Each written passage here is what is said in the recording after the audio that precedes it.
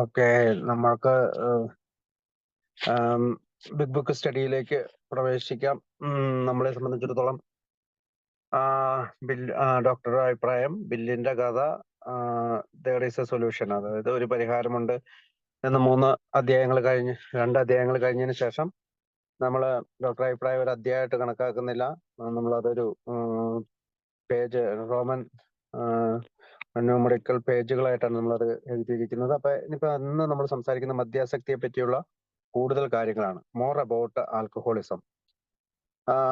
Basically എന്താണ് അടിസ്ഥാനപരമായിട്ട് ഈ മദ്യാസക്തിയെ പറ്റിയുള്ള കൂടുതൽ കാര്യങ്ങൾ എന്ന് പറയുന്ന ഈ അധ്യായത്തില് ബിൽ പറയാൻ ശ്രമിക്കുന്നത് ഫസ്റ്റ് ഡ്രിങ്കിനെ കുറിച്ചാണ്. ആദ്യത്തെ കുടിയിൽ നിന്ന് ഒരു ആൽക്കഹോളിക്കിന് മാറി നിൽക്കേണ്ടതിന്റെ ആവശ്യകതയും, അല്ലെങ്കിൽ ഫസ്റ്റ് ഡ്രിങ്കിൽ നിന്ന് ആൽക്കഹോളിക്കുകളായിട്ടുള്ള റിയൽ ആൽക്കഹോളിക് എന്നുള്ള വാക്കാണ് അവർ ഉപയോഗിക്കുക.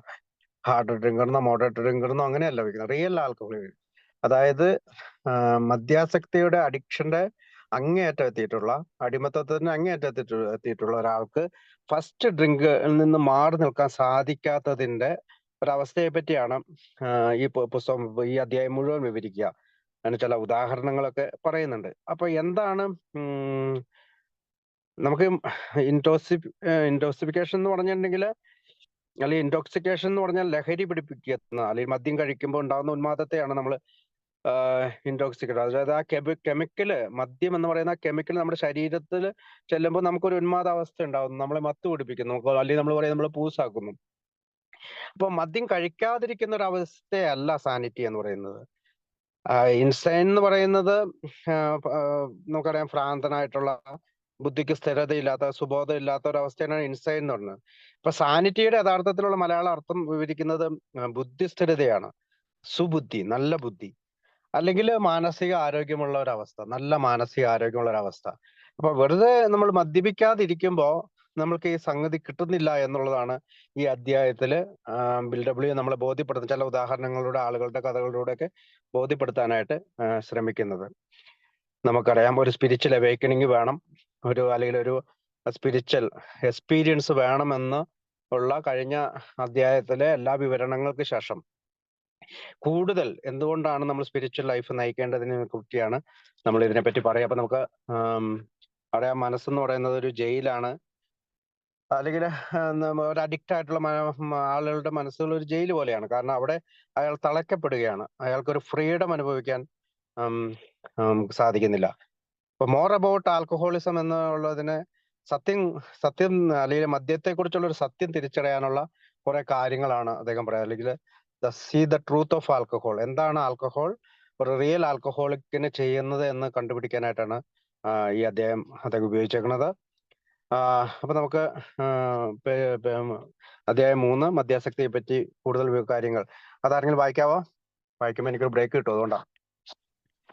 അധ്യായം 3 മദ്യാസക്തിയെ പറ്റി കൂടുതൽ കാര്യങ്ങൾ. ഞങ്ങളിൽ മിക്കവരും തങ്ങൾ യഥാർത്ഥ മദ്യപാനാസക്തരെന്ന് സമ്മതിക്കാൻ മനസ്സുള്ളവരായിരുന്നില്ല. തൻ്റെ സഹജീവികളിൽ നിന്ന് ശാരീരികമായും മാനസികമായും താൻ വ്യത്യസ്തനാണെന്ന് കരുതുന്ന ഒരാളും ഇഷ്ടപ്പെടുകയില്ല. അതുകൊണ്ട് തന്നെ ഞങ്ങൾക്കും മറ്റുള്ളവരെ പോലെ കുടിക്കാൻ കഴിയുമെന്ന് തെളിയിക്കുന്നതിന് വേണ്ടി ഞങ്ങൾ നടത്തിയ എണ്ണമറ്റ വിഫല ശ്രമങ്ങൾ ഞങ്ങളുടെ മദ്യപാനാരോഗത്തിൻ്റെ ലക്ഷണമായതിനാൽ അത്ഭുതപ്പെടാനില്ല. എന്നെങ്കിലും ഒരു ദിവസം എങ്ങനെയെങ്കിലും നിയന്ത്രിക്കാമെന്നും മദ്യപാനം ആസ്വദിക്കണമെന്നുള്ള ധാരണ ഓരോ സാധാരണ മദ്യപാനുടെയും ചിരന്തന ചിന്തയാണ്. അമിത മദ്യപാനിയിൽ മിഥ്യയുടെ ഈ പിടുത്തം അത്ഭുതപ്പെടുത്തുന്ന തരത്തിലുള്ളതാണ്. അനേകം പേർ എന്നെങ്കിലും സാധാരണ മട്ടിൽ കുടിക്കാൻ പറ്റും എന്ന മിഥ്യയായ ചിന്തയെ പിന്തുടർന്ന് ഭ്രാന്തിൻ്റെയോ മരണത്തിൻ്റെയോ വക്കോളമെത്തുന്നു. ഞങ്ങൾ മദ്യപാനാസക്തരെന്ന് ഞങ്ങളുടെ മനസ്സിൻ്റെ അഗാധതയിൽ പൂർണ്ണമായും സമ്മതിക്കേണ്ടതുണ്ടായിരുന്നു എന്ന് ഞങ്ങൾ മനസ്സിലാക്കി. ഇതാണ് രോഗമുക്തിയിലേക്കുള്ള ആദ്യത്തെ ചുവടുവെപ്പ്.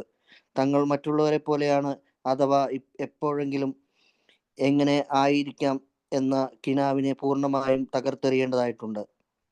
അമിത മദ്യപാന രോഗികളായ സ്ത്രീ പുരുഷന്മാരായ ഞങ്ങൾ കുടിയിൽ നിയന്ത്രണം. പാരഗ്രാഫ് കഴിഞ്ഞിട്ട് നമുക്ക് പറയാം, അതായിരിക്കും എളുപ്പം. Thank you Roman, thank you.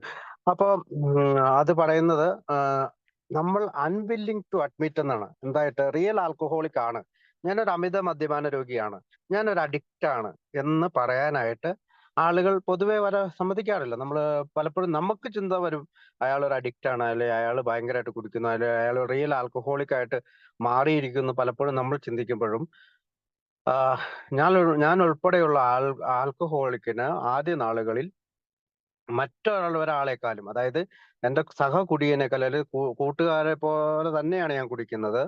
എനിക്ക് എന്റെ ബോഡിക്കോ എന്റെ മെന്റലിനോ ഒരു ചേഞ്ച് ഉണ്ടാകുന്നില്ല എന്നുള്ളതായിരുന്നു നമ്മുടെ വിശ്വാസം. എന്താണ് ബോഡിക്ക് ചേഞ്ച് ഉണ്ടാകുന്നത്? നമുക്ക് മദ്യം കഴിക്കുമ്പോൾ ഫിസിക്കൽ ആയിട്ടുള്ള ഒരു അലർജി ഉണ്ടാകുന്നു. അത് രണ്ട് കണ്ടീഷനാണ്. ഒന്ന് ഫിസിക്കൽ അലർജി, അതായത് മദ്യം കഴിക്കുമ്പോൾ വീണ്ടും വീണ്ടും കുടിക്കണമെന്നുള്ള ഒരു ക്രേവിങ് സ്വാഭാവികമായി നമ്മുടെ ശരീരത്തുണ്ടാകുന്നു. പിന്നെ നമുക്ക് മെന്റൽ ഒബ്സഷൻ, അതായത് ആർത്തി എന്ന പ്രതിഭാസമില്ലാതെ കുടിക്കാൻ കഴിയില്ല എന്ന് സിൽക്കോടത്ത് ഡോക്ടർ അഭിപ്രായത്തിൽ നമ്മളോട് പറയണം. അപ്പൊ കുടി ഒരു ഫുൾ ടൈം ജോബായി മാറുന്നു, തൊഴിലായിട്ട് മാറുന്നു. കാരണം നമ്മൾ ചിന്തിക്കും, നമ്മൾ തൊഴിലിനൊക്കെ പോകുന്നുണ്ടെങ്കിലും തൊഴിൽ കഴിയുമ്പോൾ ഉടനെ തന്നെ കുടിക്കാൻ തോന്നുന്നു, അല്ലെങ്കിൽ എന്തെങ്കിലും ഒരു പാർട്ടിക്ക് പോകുമ്പോൾ കുടിക്കുന്നു. നമ്മൾ കുടിയാണ് മുഖ്യ ലക്ഷ്യമായിട്ട് മാറും. ഒരു റിയൽ ആൽക്കഹോളിക്കിന്റെ കാര്യമാണ് പറയുന്നത്. കുടി ഒരു ലക്ഷ്യമായിട്ട് മാറുന്നു. ഏതെങ്കിലും കുറച്ചു കാലത്തേക്കൊക്കെ കുടി നിർത്താൻ പറ്റും എന്നൊക്കെ നമ്മൾ ചിന്തിക്കുമെങ്കിലും നമ്മൾ ചില ശ്രമങ്ങളൊക്കെ നടത്തും. അതായത് മറ്റുള്ളവരെ പോലെ എനിക്ക് കുടിക്കാൻ കഴിയും, അത് തെളിയിക്കാൻ വേണ്ടിയിട്ട് കുറെ ശ്രമങ്ങൾ നടത്തും. പക്ഷെ ആ ശ്രമങ്ങൾ പിന്നീട് വിഫല ശ്രമങ്ങളായിട്ട് മാറുകയാണ് ചെയ്തത്. അതുകൊണ്ടാണ് എന്നെങ്കിലും ഒരു ദിവസം എങ്ങനെയെങ്കിലും നിയന്ത്രിച്ചു കുടിക്കാം. അതാണ് somehow someday he will control and enjoy. അപ്പം നമുക്ക് അവിടെ ഒരു കൺട്രോൾ എന്നുള്ള വാക്കും വരുന്നുണ്ട്, ഒരു എൻജോയ് എന്നുള്ള ഒരു വാക്ക് വരുന്നുണ്ട്. നമ്മൾ ഒരുപാട് നമ്മളെ തന്നെ കൺട്രോൾ ചെയ്താൽ നമുക്കത് എൻജോയ് ചെയ്യാൻ പറ്റില്ല. നമുക്ക് കൂടുതൽ എൻജോയ് ചെയ്താൽ നമുക്ക് നമ്മളെ കൺട്രോൾ ചെയ്യാൻ പറ്റില്ല. കൂടുതൽ എൻജോയ് ചെയ്താൽ, സന്തോഷിച്ചാൽ, കുടിച്ചുല്ലസിച്ചാൽ നമുക്ക് നമ്മളെ കൺട്രോൾ ചെയ്യാൻ പറ്റില്ല. നമ്മൾ കൂടുതൽ കൺട്രോൾ ചെയ്താൽ നമുക്ക് ആ സുഖം അല്ലെങ്കിൽ ആ ഹാപ്പിനെസ് അല്ലെങ്കിൽ ആ എൻജോയ്മെന്റ് നമ്മൾക്ക് കിട്ടുകയില്ല. ഇതാണ് നമ്മളെ ഒരു അബ്നോർമൽ ഡ്രിങ്കർ ആക്കുന്നത്. അതായത് എന്നെങ്കിലും എപ്പോഴെങ്കിലും എന്തെങ്കിലും പ്രശ്നം ഉണ്ടാകുമ്പോ, എന്തെങ്കിലും ഒരു കല്യാണമോ മറ്റു പരിപാടികളൊക്കെ ഉണ്ടാകുമ്പോ കുടിച്ചേക്കാം, കുടിക്കുന്നതിൽ കുഴപ്പമില്ല, ഇന്നൊരു ദിവസം ഉള്ളൂ, ഇന്നൊരു ഒരു ദിവസം മാത്രമേ ഉള്ളൂ എന്നുള്ള ഒരു ആറ്റിറ്റ്യൂഡ് നമ്മളിലേക്ക് വരുന്നത്. അതായത് മോർ എൻജോയ് ചെയ്യുമ്പോൾ ലെസ് കൺട്രോൾ ആണ് നമുക്കുള്ളത്, മോർ കൺട്രോൾ ചെയ്യുമ്പോൾ നമുക്ക് ലെസ് എൻജോയ്മെന്റ് ആണുള്ളത്. അതായത് നമുക്ക് നമ്മളെ തന്നെ നിയന്ത്രിക്കാൻ പറ്റാത്തൊരവസ്ഥയിലേക്ക് നമുക്ക് കടന്നു വരികയാണ്. അപ്പൊ ആ ഒരു പാരഗ്രാഫില് അവസാനം പറയുന്നത് എന്താ വെച്ചാല്, ഭ്രാന്തിന്റെയോ മരണത്തിന്റെയോ മിഥ്യയുടെ ഒരു വിടാപ്പെടുത്താണ്. ഇത് സത്യമല്ല, ഇത് നമുക്ക് അസത്യമായ കാര്യമാണ്. നമ്മൾ പക്ഷേ നമ്മുടെ മനസ്സ് നമ്മളെ വിശ്വസിപ്പിക്കുകയാണ്, നമ്മളോട് പറയാണ് നിങ്ങൾക്ക് കുടിക്കാൻ സാധിക്കും, നിങ്ങൾക്ക് കഴിയും, നിങ്ങൾക്ക് ഈ തവണ കഴിയും. കഴിഞ്ഞ തവണ അങ്ങനെ ഒരുപാട് എക്സ്ക്യൂസസ് ഉണ്ടാവും. ആ വീട്ടിൽ പോയത് കൊണ്ടാണ്, അവസാന പാർട്ടിക്ക് പോയതുകൊണ്ട്, ആ കൂട്ടുകാരൻ കാരനാണ്, അല്ലെങ്കിൽ ആ മദ്യം കഴിച്ചത് കൊണ്ടാണ്, മറ്റത് അങ്ങനെയൊക്കെയുള്ള ഒരുപാട് ആശയങ്ങൾ നമ്മൾക്ക് വന്നുകൊണ്ട് നമ്മൾ കുടിയിലേക്ക് പോകും.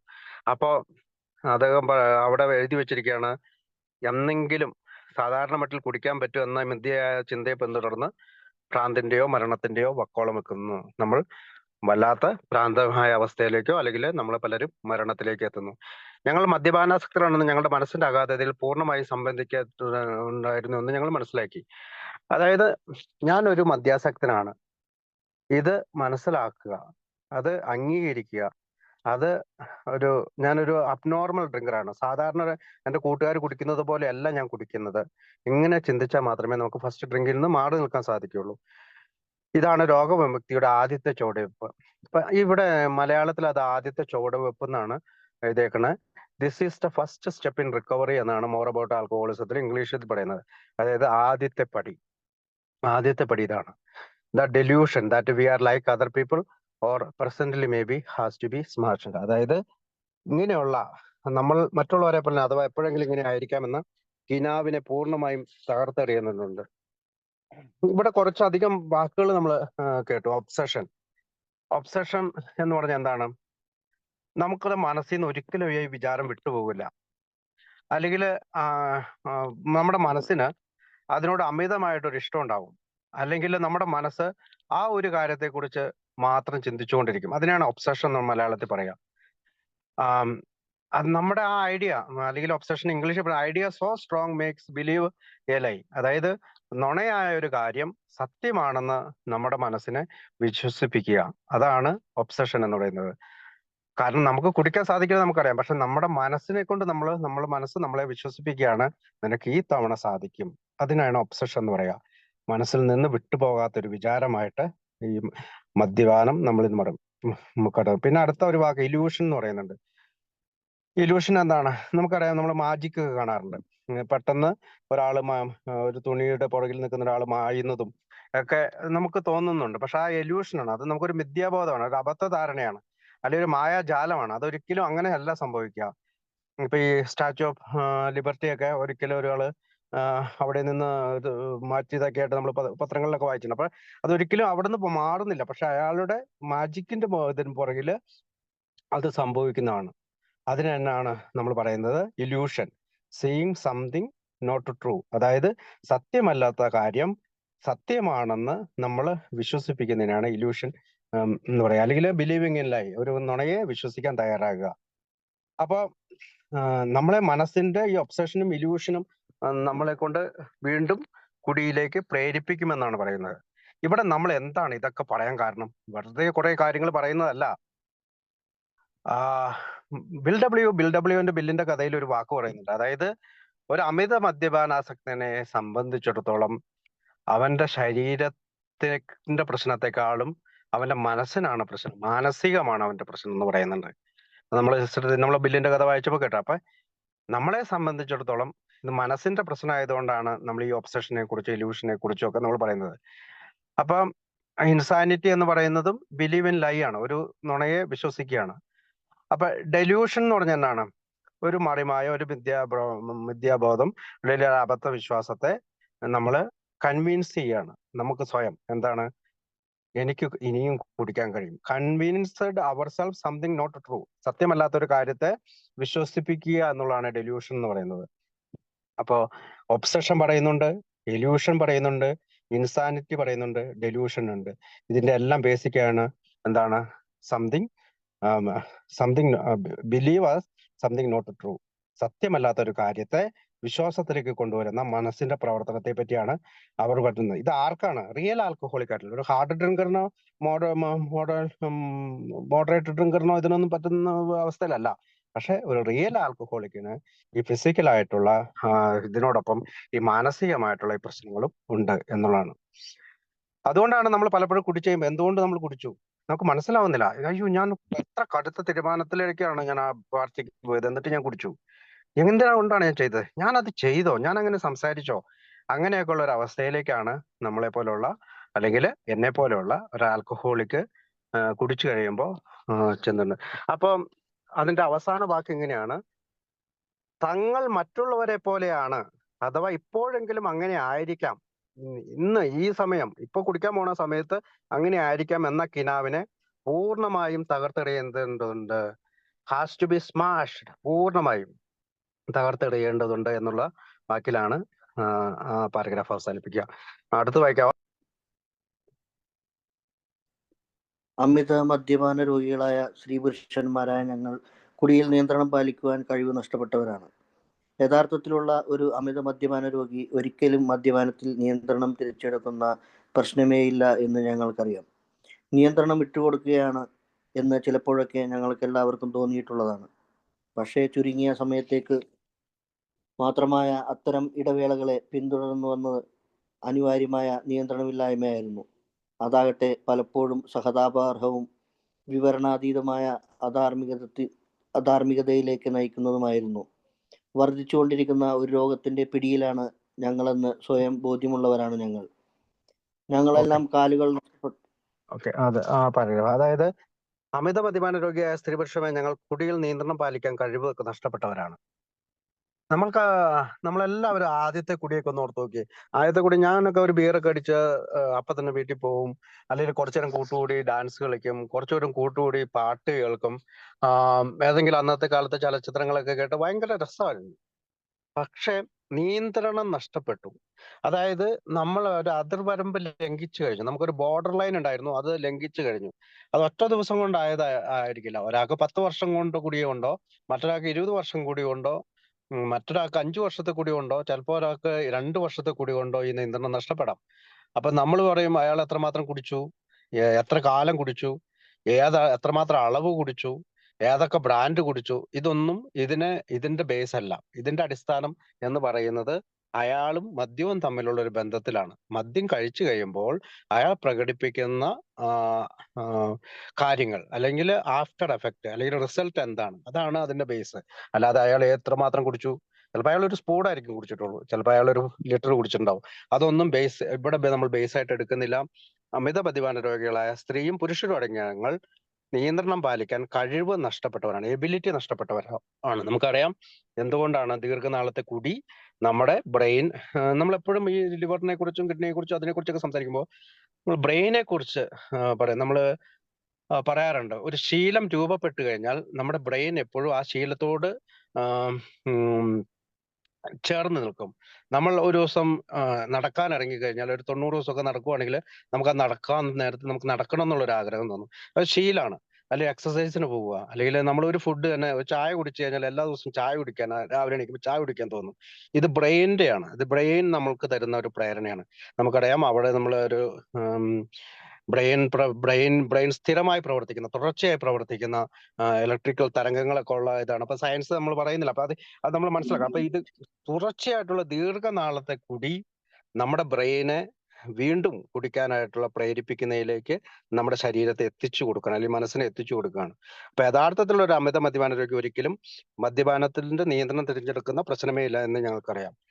അത് നമ്മളെപ്പോഴും പറയാറുണ്ട്, ഒരു അച്ചാറിട്ട മാങ്ങ ഒരിക്കലും തിരിച്ച് മാങ്ങയാക്കാൻ പറ്റില്ല. മാങ്ങ നമ്മൾ വെട്ടിക്കണ്ടിച്ച് ഉപ്പും മുളകും അച്ചാർ പൊടിയൊക്കെ ഇട്ട് കഴിയുമ്പോൾ അത് മറ്റൊരു പ്രൊഡക്റ്റ് ആണ്. അച്ചാർ എന്ന് പറയുന്ന പ്രൊഡക്റ്റ് ആണ്. പിന്നീട് തിരിച്ച് മാങ്ങ എന്ന് പറഞ്ഞ പ്രൊഡക്റ്റിലേക്ക് അതിന് പോകാൻ കഴിയില്ല.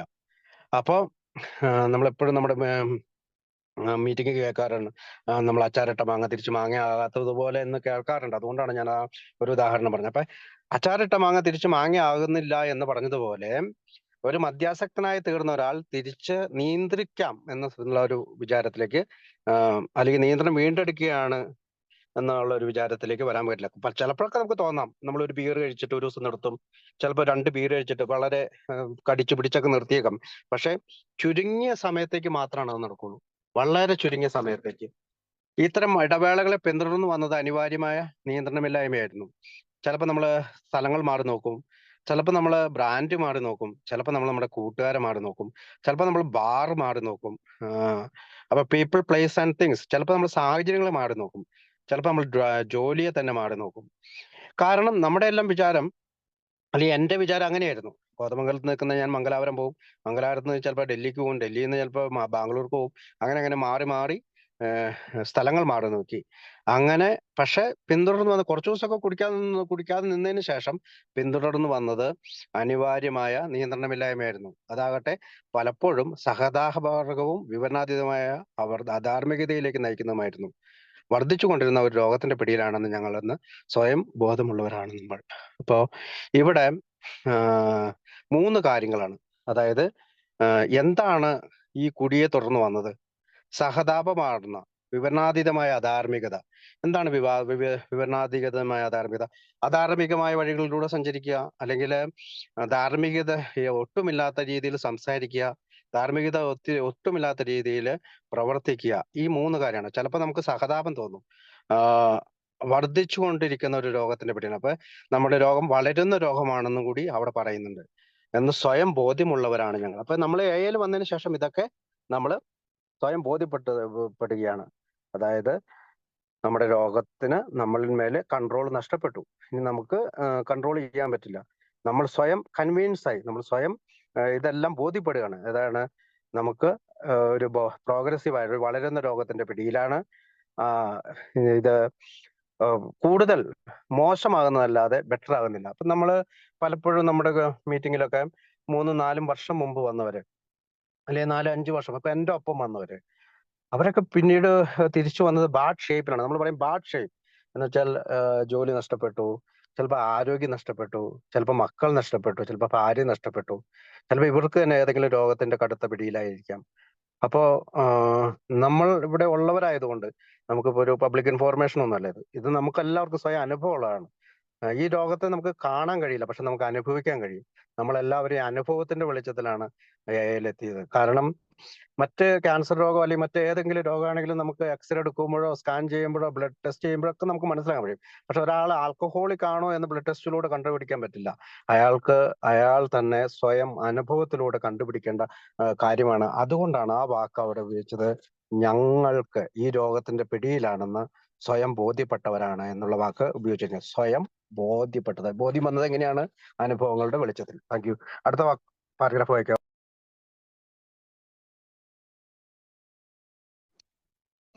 ഞങ്ങളെല്ലാം കാലുകൾ നഷ്ടപ്പെട്ട മനുഷ്യരെ പോലെയാണ്. അവ ഒരിക്കലും വീണ്ടും വളരുന്നില്ല. അതുപോലെ തന്നെ ഞങ്ങളെപ്പോലെയുള്ള അമിത മദ്യപാന രോഗികളെ മറ്റുള്ളവരെ പോലെയാക്കി തീർക്കുവാൻ എന്തെങ്കിലും ചികിത്സാ രീതി ഉള്ളതായും ഇതുവരെ കണ്ടിട്ടില്ല. സങ്കല്പിക്കാവുന്ന തരത്തിലുള്ള എല്ലാ പ്രതിവിധികളും ഞങ്ങൾ ശ്രമിച്ചു നോക്കി. ചിലരുടെ കാര്യത്തിൽ കുറഞ്ഞ കാലയളവിൽ മാത്രം രോഗശമനം ഉണ്ടായിട്ടുണ്ടെങ്കിലും അതിനെ തുടർന്ന് എല്ലായ്പ്പോഴും കൂടുതൽ മോശമായ കുടിയാണ് വീണ്ടും ഉണ്ടായിട്ടുള്ളത്. മദ്യപാന രോഗിയെ സാധാരണ നിലയിലുള്ള കുടിയനാക്കി മാറ്റുന്ന എന്തെങ്കിലും കാര്യമോ മരുന്നോ ഇല്ലെന്ന് ഈ രോഗത്തെപ്പറ്റി കൂടുതൽ അറിവുള്ള ഡോക്ടർമാർ സമ്മതിക്കുന്നു. ഭാവിയിൽ ഒരുപക്ഷെ ശാസ്ത്രം എന്നെങ്കിലും ഇതിനൊരു പോംവഴി കണ്ടുപിടിച്ചേക്കാം. എന്നാൽ ഇന്നുവരെ ശാസ്ത്രത്തിന് അത് കൈവരിക്കാൻ കഴിഞ്ഞിട്ടില്ല. ഞങ്ങളെല്ലാം കാലുകൾ നഷ്ടപ്പെട്ട മനുഷ്യരെ പോലെയാണ്. അപ്പൊ അവിടെ ഒരു ഉദാഹരണം പറയാണ്. ഒരാൾക്ക് കാല് നഷ്ടപ്പെട്ടു. ഇപ്പൊ ഞങ്ങളുടെ വീടിന്റെ അടുത്ത് ഒരാൾ കട നടത്തുന്നുണ്ടായിരുന്നു. ആ കടയിലേക്ക് ഒരു നാഷണൽ പെർമിറ്റ് ലോറി ഇടിച്ചു കയറി അയാളുടെ കാല് മുറിച്ചു കളയേണ്ടി വന്നു. ഒരു പ്രായമായ ആളാണ്. അപ്പൊ അയാളുടെ കാലുകൾ നഷ്ടപ്പെട്ടു കഴിയുമ്പോൾ അയാൾ പിന്നെ എന്താ വെച്ചാല് 2 ഊന്നുവടികളുടെ സഹായത്തോടെയാണ് അയാൾ നടന്നത്. അന്ന് വരെ കയ്യിലെടുക്കാത്ത 2 വടികൾ അയാൾക്ക് കയ്യിലെടുക്കേണ്ടി വന്നു. ഊന്നുവടിയുടെ സഹായത്തോടെയാണ് അയാളുടെ പിന്നീടുള്ള ജീവിതം. അയാൾ ആ ഊന്നുവടികളുമായിട്ട് അഡ്ജസ്റ്റ്മെന്റ് ചെയ്യേണ്ടി വന്നതാണ്. അപ്പോ ഞങ്ങളെല്ലാം കാലുകൾ നഷ്ടപ്പെട്ട മനുഷ്യരെ പോലെയാണ്. അപ്പൊ എന്താണ് നമുക്ക് ആവശ്യം? നമ്മൾ ഈ കാല് നഷ്ടപ്പെട്ട മനുഷ്യരെ പോലെ നമ്മൾക്ക് നിയന്ത്രണം നഷ്ടപ്പെട്ട ഒരു മനുഷ്യനാണ്. മദ്യത്തിന്റെ മേലിൽ യാതൊരുവിധ നിയന്ത്രണമില്ലാത്തവരാണ്. അതുകൊണ്ടാണ് ആദ്യം ഞാൻ പറഞ്ഞ പോലെ ആദ്യത്തെ കുടിയിൽ നിന്ന് മാറി നിൽക്കേണ്ടതിന്റെ ആവശ്യകത എന്താണ്? നമ്മൾക്ക് നിയന്ത്രണം നഷ്ടപ്പെട്ടവരായതുകൊണ്ടാണ്. അപ്പൊ നമ്മുടെ ഊന്നുവടികൾ എടുത്തുകൊണ്ടാണ് നമുക്ക് ഈ കാലുകൾ വളരുന്നില്ലാത്തതുപോലെ തന്നെ ആ നിയന്ത്രണം നമുക്ക് തിരിച്ചു വരുന്നില്ല. അപ്പൊ നമുക്ക് ഊന്നുവടികളുടെ ആവശ്യമുണ്ട്. അതുപോലെ തന്നെ ഞങ്ങളെ പോലെയുള്ള അമിത മദ്യപാന രോഗികളെ മറ്റുള്ളവരെ പോലെ ആക്കി തീർക്കുവാൻ ഏതെങ്കിലും ചികിത്സാ രീതി ഉള്ളതായും ഇതുവരെ കണ്ടുപിടിച്ചിട്ടില്ല. 1939 എഴുതിയ, ഏപ്രിൽ മാസം എഴുതിയ, 1939 ഏപ്രിലാണ് ബുക്ക് ഇറങ്ങുന്നത്. അന്ന് മുതൽ ഇന്ന് വരെ കണ്ടുപിടിച്ചിട്ടില്ല.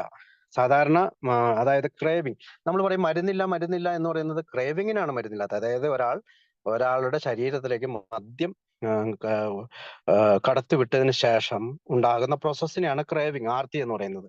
അതുവരെ അയാൾക്ക് ആർത്തിയില്ല. അതുവരെ അയാൾക്കുള്ളത് മെന്റൽ ഒബ്സഷൻ മാത്രമാണ്. കുടിക്കുക എന്നുള്ള ചിന്തയാണുള്ളത്. പക്ഷെ അയാൾ പടികൾ ചെയ്യുമ്പോൾ ആ ചിന്തകളിലേക്ക് മാറ്റം വരികയും അയാളെ ഒരു ആരോഗ്യമുള്ള ആരോഗ്യമുള്ള ശരീരവും ആരോഗ്യമുള്ള മനസ്സും അയാൾക്ക് ഉണ്ടാകുന്നു. അതിനെയാണ് നമ്മൾ ആദ്യം പറഞ്ഞത് സാനിറ്റിയിലേക്ക് അയാൾ വരുന്നു എന്ന് പറയുന്നത്.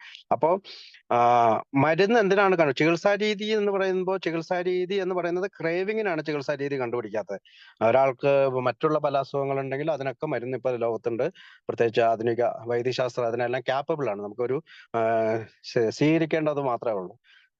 മാനസികമായിട്ട് പ്രശ്നമുള്ളവർക്ക് കൗൺസിലിംഗ് ഉണ്ട്, അല്ലെങ്കിൽ അതിനുള്ള മരുന്നുകളൊക്കെ ഉണ്ട്, സൈക്കാട്രിക് ചികിത്സകളൊക്കെ ഉണ്ട്. ഈ പുസ്തകം എഴുതുമ്പോൾ ഇതൊന്നുമില്ല. റീഹാബുകളില്ല. വളരെ ചുരുക്കം. ചാൾസ് ബി ടൗൺസ് ഹോസ്പിറ്റൽ എന്ന് പറയുന്ന ഒരു പ്രശസ്തമായ ഹോസ്പിറ്റൽ ഉണ്ടെങ്കിലും അസൈലങ്ങൾ എന്ന് പറയുന്ന മദ്യപാനം പൂട്ടിയിടുന്ന രീതിയിലുള്ള ചികിത്സാ രീതിയാണ്. അവരോടൊരു അവജ്ഞയാണ് സമൂഹത്തിന് അന്നുണ്ടായിരുന്നത്. അപ്പം ഈ ചികിത്സാ രീതി എന്നുള്ള ഒരു ഭാഗം വായിക്കുമ്പോൾ നമുക്ക് ഇത്രയും കാര്യങ്ങൾ നമ്മുടെ മനസ്സിലൂടെ കടന്നു പോകുന്നത് നൽകാണ്. സങ്കല്പിക്കാവുന്ന തരത്തിലുള്ള എല്ലാ പ്രതിവിധികളും ഞങ്ങൾ ശ്രമിച്ചു നോക്കി. സങ്കല്പിക്കാവുന്ന തരത്തിലുള്ള എല്ലാ പ്രതിവിധികളും എന്ന് പറഞ്ഞാല് മദ്യാസക്തിനെ കൊണ്ടുപോയി പൂട്ടിയിട്ട് നോക്കി, മദ്യാസക്തിനെ ഒറ്റപ്പെടുത്തി നോക്കി, മദ്യാസക്തിനോട് കയർത്തു നോക്കി, ദേഷ്യപ്പെട്ടു നോക്കി, അവനോട് സെന്റിമെന്റൽ ആയിട്ടുള്ള കാര്യങ്ങൾ പറഞ്ഞു നോക്കി, അവനോട് കുടുംബം നഷ്ടപ്പെടും, ഭാര്യ നഷ്ടപ്പെടും, മക്കൾ നഷ്ടപ്പെടും എന്നൊക്കെ പറഞ്ഞു നോക്കി. ഇവിടെ ഒന്നും അവർക്ക് മനസ്സിലായി. ചിലരുടെ കാര്യത്തിൽ കുറഞ്ഞ കാലയളവിൽ മാത്രം രോഗശമനം ഉണ്ടായിട്ടുണ്ടെങ്കിലും അതിനെ തുടർന്ന് എല്ലായ്പ്പോഴും കൂടുതൽ മോശമായ കുടിയാണ് വീണ്ടും ഉണ്ടായിട്ടുള്ളത്. അതായത് പ്രതിവിധികളായ പൊതുസമൂഹം കണ്ടുവരുന്ന, അല്ലെങ്കിൽ പൊതുസമൂഹത്തിൽ പൊതുവെ കണ്ടുവരുന്ന പ്രതിവിധികൾ മദ്യാസക്തനോട് രാവിലെ എണീറ്റ് വരുമ്പോൾ കയർത്ത് സംസാരിക്കുക, അവനോട് ഇന്നലത്തെ കുടിയെ പറ്റി പറയുക, അല്ലെങ്കിൽ സെന്റിമെന്റൽ ആയിട്ടുള്ള കൊച്ചു കരഞ്ഞു, അല്ലെങ്കിൽ അങ്ങനെ ചെയ്തു ഇങ്ങനെ ചെയ്തു എന്നൊക്കെ പറയുക. ഇതൊക്കെ കേട്ട് കഴിയുമ്പോൾ മദ്യാസക്തൻ കുറച്ചു നാളത്തേക്കൊക്കെ ഒരുപക്ഷെ കുടി നിർത്തും. ഞാൻ പണ്ട് എന്റെ ഡോക്ടർ എന്നോട് കുടി നിർത്തണമെന്ന് പറഞ്ഞപ്പോൾ ഭയം കൊണ്ട് കുടി നിർത്തി. അപ്പൊ സുബോധാവസ്ഥ ഭയം കൊണ്ടും കുറച്ചു കാലത്തേക്കൊക്കെ ഭയം കൊണ്ടും നിർത്താൻ പറ്റും. അപ്പൊ എല്ലാ പ്രതിവിധികളും ഞങ്ങൾ ശ്രമിച്ചു നോക്കി. കുറഞ്ഞ കാലയളവിൽ ഇതൊക്കെ വർക്ക് ചെയ്യും. പക്ഷെ കൂടുതൽ മോശമായ കുടിയാണ് വീണ്ടും ഉണ്ടായിട്ടുള്ളത്. മദ്യപാന രോഗിയെ സാധാരണ നിലയിലുള്ള കുടിയനാക്കി മാറ്റുന്ന തരത്തിൽ എന്തെങ്കിലും കാര്യമോ മരുന്നോ ഇല്ലെന്ന് ഈ രോഗത്തെപ്പറ്റി കൂടുതൽ അറിവുള്ള ഡോക്ടർമാർ സമ്മതിക്കുന്നു. പിന്നീട് നമ്മുടെ ഡോക്ടർ സിൽക്വർത്ത് പോലെ, കാൾജങ് പോലെ മറ്റു ഡോക്ടർമാരും സൈക്കാട്രിക് ഡോക്ടർമാരും ഒക്കെ പറഞ്ഞതെന്ന് വെച്ചാൽ ഇതിന് മരുന്നില്ല. ഭാവിയിൽ ഒരുപക്ഷെ ശാസ്ത്രം എന്തെങ്കിലും ഇതിനൊരു പോംവഴി കണ്ടെത്തിയേക്കാം. എന്നാൽ ഇന്ന് വരെ ശാസ്ത്രത്തിന് അത് കൈവരിക്കാൻ കഴിഞ്ഞില്ല. അപ്പൊ ശാസ്ത്രത്തെ സംബന്ധിച്ചിടത്തോളം ക്രേവിങ് അല്ലെങ്കിൽ വീണ്ടും വീണ്ടും സാധാരണ കുടിയിലേക്ക് മാറ്റുന്ന, അല്ലെങ്കിൽ രണ്ടെണ്ണം അടിച്ചിട്ട് പിന്നെ ക്രേവിങ് വരാതെ ഇരിക്കുന്ന, എന്താണ് നമ്മുടെ ബേസിക് പ്രശ്നം? രണ്ടും മൂന്നും അടിക്കുന്ന സോഷ്യൽ ഡ്രിങ്കറെ പോലെയല്ല അമിതമായി കുടിക്കുന്ന ആൽക്കഹോളിക്. നമുക്ക് ഒരു പെഗ് അടിച്ചു, അന്നേരം നമുക്കൊരു ഹാപ്പിനെസ് ഉണ്ടാകുന്നുണ്ട്, അല്ലെങ്കിൽ ഒരു സന്തോഷം ഉണ്ടാകുന്നുണ്ട്. നമ്മൾ എന്താണ് ചെയ്യുക? ഒന്നടിച്ചു കഴിയുമ്പോൾ രണ്ടാമത്തേലേക്ക് പോകും, രണ്ടടിച്ചു കഴിയുമ്പോൾ മൂന്നാമത്തേലേക്ക് പോകും, മൂന്നാമത്തെ കുടി നമ്മളെ നാലാമത്തെ കുടിക്ക് വേണ്ടി പ്രേരിപ്പിക്കും, നാലാമത്തെ കുടി അഞ്ചാമത്തെ കുടിയിലേക്ക് ഇൻസിസ്റ്റ് ചെയ്യും. അപ്പൊ അങ്ങനെ നമ്മൾ കൺട്രോൾ ഇല്ലാണ്ട് പോകും. ഇതാണ് നമ്മുടെ പ്രശ്നം. നമുക്ക് രണ്ടെണ്ണം അടിച്ചിട്ട് നിർത്താൻ പറ്റുമായിരുന്നു, നമുക്ക് പ്രശ്നമില്ല, സോഷ്യൽ ഡ്രിങ്കർ എന്നാണ് നമ്മൾ വിളിക്കാൻ പറ്റുള്ളൂ. പക്ഷെ നമ്മൾ റിയൽ ആൽക്കഹോളിക് ആയിട്ട് മാറിയിട്ടുണ്ടെങ്കിൽ നമ്മളെ ആദ്യത്തെ കുടിയിൽ നിന്ന് മാറി നിൽക്കേണ്ടതിന്റെ ഒരു വലിയ ആവശ്യത്തെ പറ്റിയാണ് ഇവിടെ പറയുക. ഇന്ന് വരെ ശാസ്ത്രത്തിന് അത് കൈവരിക്കാൻ കഴിഞ്ഞിട്ടില്ല. അതുകൊണ്ട് നമ്മൾ ഫസ്റ്റ് ഡ്രിങ്കിൽ നിന്ന് മാറി നിൽക്കണമെന്നുള്ള ഒരു വ്യംഗ്യ അർത്ഥം കൂടി നമുക്ക് അവിടെ കാണാം. അടുത്ത പാരഗ്രാഫ് വായിക്കാവാ. ഞങ്ങൾ എന്തൊക്കെ പറഞ്ഞാലും യഥാർത്ഥ അമിത മദ്യപാന രോഗികളായ ഒരുപാട് പേർ തങ്ങൾ ഈ തരത്തിൽപ്പെട്ടവരാണെന്ന് വിശ്വസിക്കാൻ തയ്യാറാവുകയില്ല. തങ്ങളെ തന്നെ കബളിപ്പിച്ചുകൊണ്ട് പലതവണ സ്വയം പരീക്ഷണങ്ങൾ നടത്തി. തങ്ങൾ ഈ പൊതു തത്വത്തിന് അപവാദമാണെന്നും അതുകൊണ്ട് ഞങ്ങൾ അമിത മദ്യപാന രോഗികളല്ല എന്നും തെളിയിക്കാൻ അവർ ശ്രമിക്കും. നിയന്ത്രണമില്ലാത്ത തരത്തിൽ കുടിച്ചിരുന്ന ആരെങ്കിലും ഒറ്റയടിക്ക് ഒരു മാന്യനെ പോലെ കുടിക്കാൻ പറ്റുന്നവനായി പിന്നീട് മാറിയിട്ടുണ്ടെങ്കിൽ അങ്ങനെയുള്ള ആൾക്ക് ഞങ്ങളുടെ ആത്മാർത്ഥമായ അഭിനന്ദനങ്ങൾ. മറ്റുള്ളവരെ പോലെ മദ്യപിക്കാൻ ഞങ്ങൾ എത്ര കഠിനമായും സുദീർഘമായും പരിശ്രമിച്ചിട്ടുണ്ടെന്ന് ദൈവത്തിന് മാത്രമേ അറിയാവൂ. ഞങ്ങൾ അപ്പൊ ഞങ്ങളെന്താ, താങ്ക് യു റോമലെ. നമുക്ക് ഒരു പാരഗ്രാഫ് വെച്ച് വായിച്ചു പോകാം, അതായിരിക്കും എളുപ്പം. ഞങ്ങൾ എന്തൊക്കെ പറഞ്ഞാലും യഥാർത്ഥ അമിത മദ്യപാന രോഗികളെ ഒരുപാട് ഞങ്ങൾ ഈ തരത്തിൽപ്പെട്ടവരാണെന്ന് വിശ്വസിക്കാൻ തയ്യാറാവുകയില്ല. ഇതൊക്കെ റിയൽ ആൽക്കഹോളിക് ആയി മാറിയ ഒരാൾക്ക്, അല്ലെങ്കിൽ റിയൽ ആയിട്ടുള്ള കുടിയിലേക്ക് എത്തിപ്പെട്ട ഒരാൾക്ക്, അല്ലെങ്കിൽ യഥാർത്ഥ അമിത മദ്യപാന രോഗിയായ ഒരാൾക്ക് ഈ റിയൽ ആൽക്കഹോളിക്കും ഹാർഡ് ഡ്രിങ്കറും മോഡറേറ്റ് ഡ്രിങ്കറും ഒക്കെ നമ്മൾ ഇത് കഴിഞ്ഞ ആഴ്ചയൊക്കെ പറഞ്ഞതാണ്. അതായത് കുടി തുടങ്ങും, വല്ലപ്പോഴൊക്കെ അവന് കുടി നിർത്താൻ പറ്റും, കുടി നിർത്താനൊക്കെ പറ്റും. പക്ഷെ ഈ റിയൽ ആയിട്ട് ആൽക്കഹോളിക്, അതായത് ഭയങ്കരമായിട്ട് കുടിയിലേക്ക് മാറിയ ഒരാൾക്ക് ഈ പരീക്ഷണങ്ങൾ തന്നെ കബളിപ്പിച്ചുകൊണ്ട്, അല്ലെങ്കിൽ തന്നെ ചീറ്റ് ചെയ്തുകൊണ്ട് അവന് പല പരീക്ഷണങ്ങളൊക്കെ അവൻ നടത്തും. പക്ഷെ പൊതുതത്വത്തിന് അപവാദമാണെന്നും അതുകൊണ്ട് ഞങ്ങൾ അമിത മദ്യപാന രോഗികളല്ല എന്ന് തെളിയിക്കാൻ അവർ ശ്രമിക്കും. പലപ്പോഴും നമ്മളെല്ലാം കണ്ടിട്ടുണ്ട്. അവന് ചാത്തൻ തന്നെ പറഞ്ഞു, ഞാൻ അങ്ങനെയൊന്നും കുടിക്കാറില്ല, ഞാനൊരു ആൽക്കഹോളിക്കേ അല്ല എന്ന് പറഞ്ഞുകൊണ്ട് കുടിക്കുന്നവരുണ്ട്. അതായത് ബിൽ സ്റ്റോറിയില് 3 കാര്യങ്ങൾ പറയുന്നുണ്ട്. യൂസിങ് ഫോർ ഫൺ, അതായത് നമ്മൾ കുടിച്ചിട്ട് ഡാൻസ് കളിക്കുക, കുടിച്ചിട്ട് മറ്റു പല കാര്യങ്ങളും ചെയ്യുക, അങ്ങനെ ഒരു ഫണ്ണായിട്ട് ഉപയോഗിച്ചിരുന്നതാണ് ബിൽ ഡബ്ല്യു ആദ്യകാലത്ത്. പിന്നെ ഇങ്ങനെ യൂസിങ് ഫോർ ഫങ്ഷൻ, അതായത് കുടിക്കാൻ വേണ്ടി മാത്രം എപ്പോഴും ചിന്തിക്കുന്ന ഒരു അവസ്ഥയിലേക്ക്, അല്ലെങ്കിൽ ഫീൽ ലൈക്ക് എപ്പോഴും കുടിക്കണം എന്നുള്ളൊരു ആഗ്രഹം മനസ്സ്, അങ്ങനെയാണ് യൂസിങ് ഫോർ ഫങ്ഷൻ എന്ന് പറയുന്നത്. പിന്നെ അടുത്താണ് യൂസിങ് ഫോർ ഒബ്ലിവിയൻ. എന്താണ് ഒബ്ലിവിയൻ? ഈ പറയുന്ന പഴയ കാര്യങ്ങളെല്ലാം മറന്നുകൊണ്ട് വിസ്മൃതിയിൽ അഴിച്ചുകൊണ്ട് വീണ്ടും വീണ്ടും വീണ്ടും അയാൾ കുടിച്ചുകൊണ്ടിരിക്കുന്നതിനെയാണ് ഒബ്ലിവിയൻ എന്ന് പറയുന്നത്. അപ്പൊ ഈ 3 കാര്യങ്ങൾ അവര് ബിൽ സ്റ്റോറിയിൽ പറയുന്നുണ്ട്. ഇത് തന്നെയാണ് നമ്മളെ സംബന്ധിച്ചിടത്തോളം, അമിത മദ്യപാനാസക്തിനെ സംബന്ധിച്ചിടത്തോളം ഇനി നമുക്ക് ഫണ്ണില്ല.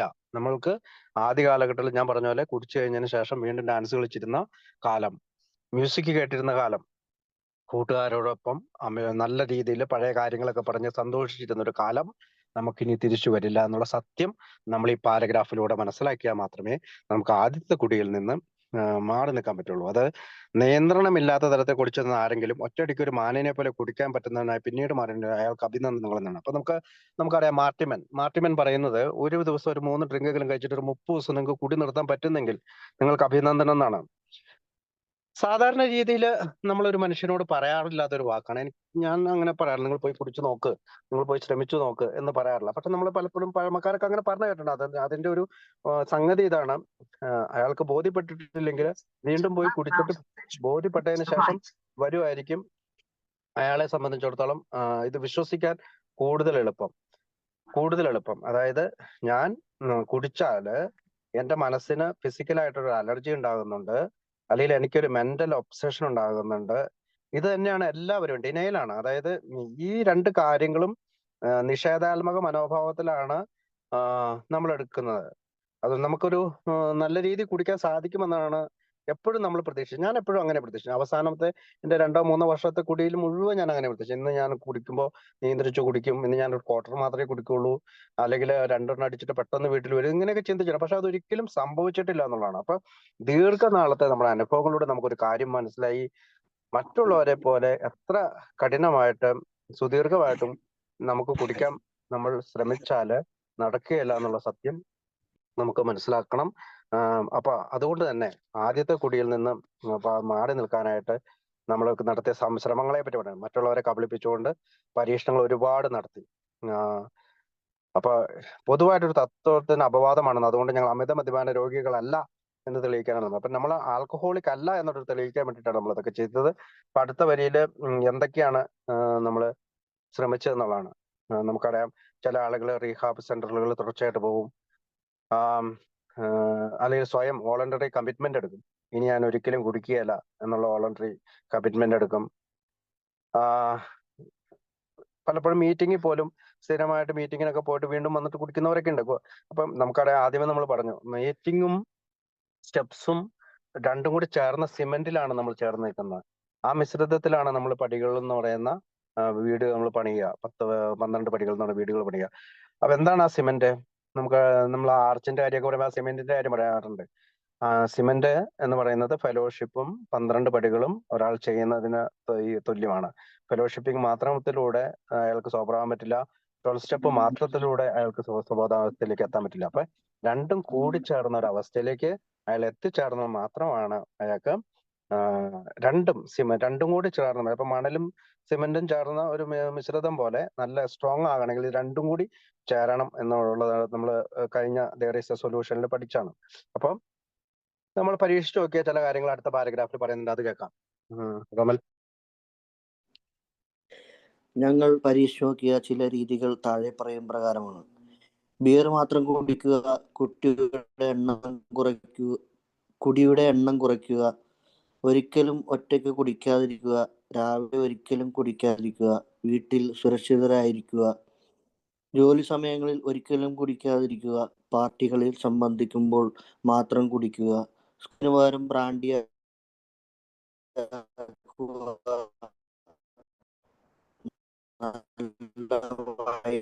മാത്രം കുടിക്കുക, ജോലി സമയത്ത് കുടിച്ച് ഉന്മത്തനായാൽ രാജിവെക്കാമെന്ന് സമ്മതിക്കുക, യാത്ര പോവുക, യാത്ര സത്യം ചെയ്തോ അല്ലാതെയോ എടുക്കുക, കൂടുതൽ ശരീര വ്യായാമം ചെയ്യുക, പ്രചോദനം തരുന്ന ഗ്രന്ഥങ്ങൾ വായിക്കുക, ആരോഗ്യം പോകുവാൻ സന്നദ്ധ കാട്ടുക എന്നുവേണ്ട അപാരതയിലേക്ക് നീട്ടിക്കൊണ്ടു പോകുവാനുള്ള പട്ടിക ഞങ്ങൾക്കുണ്ടാകാം.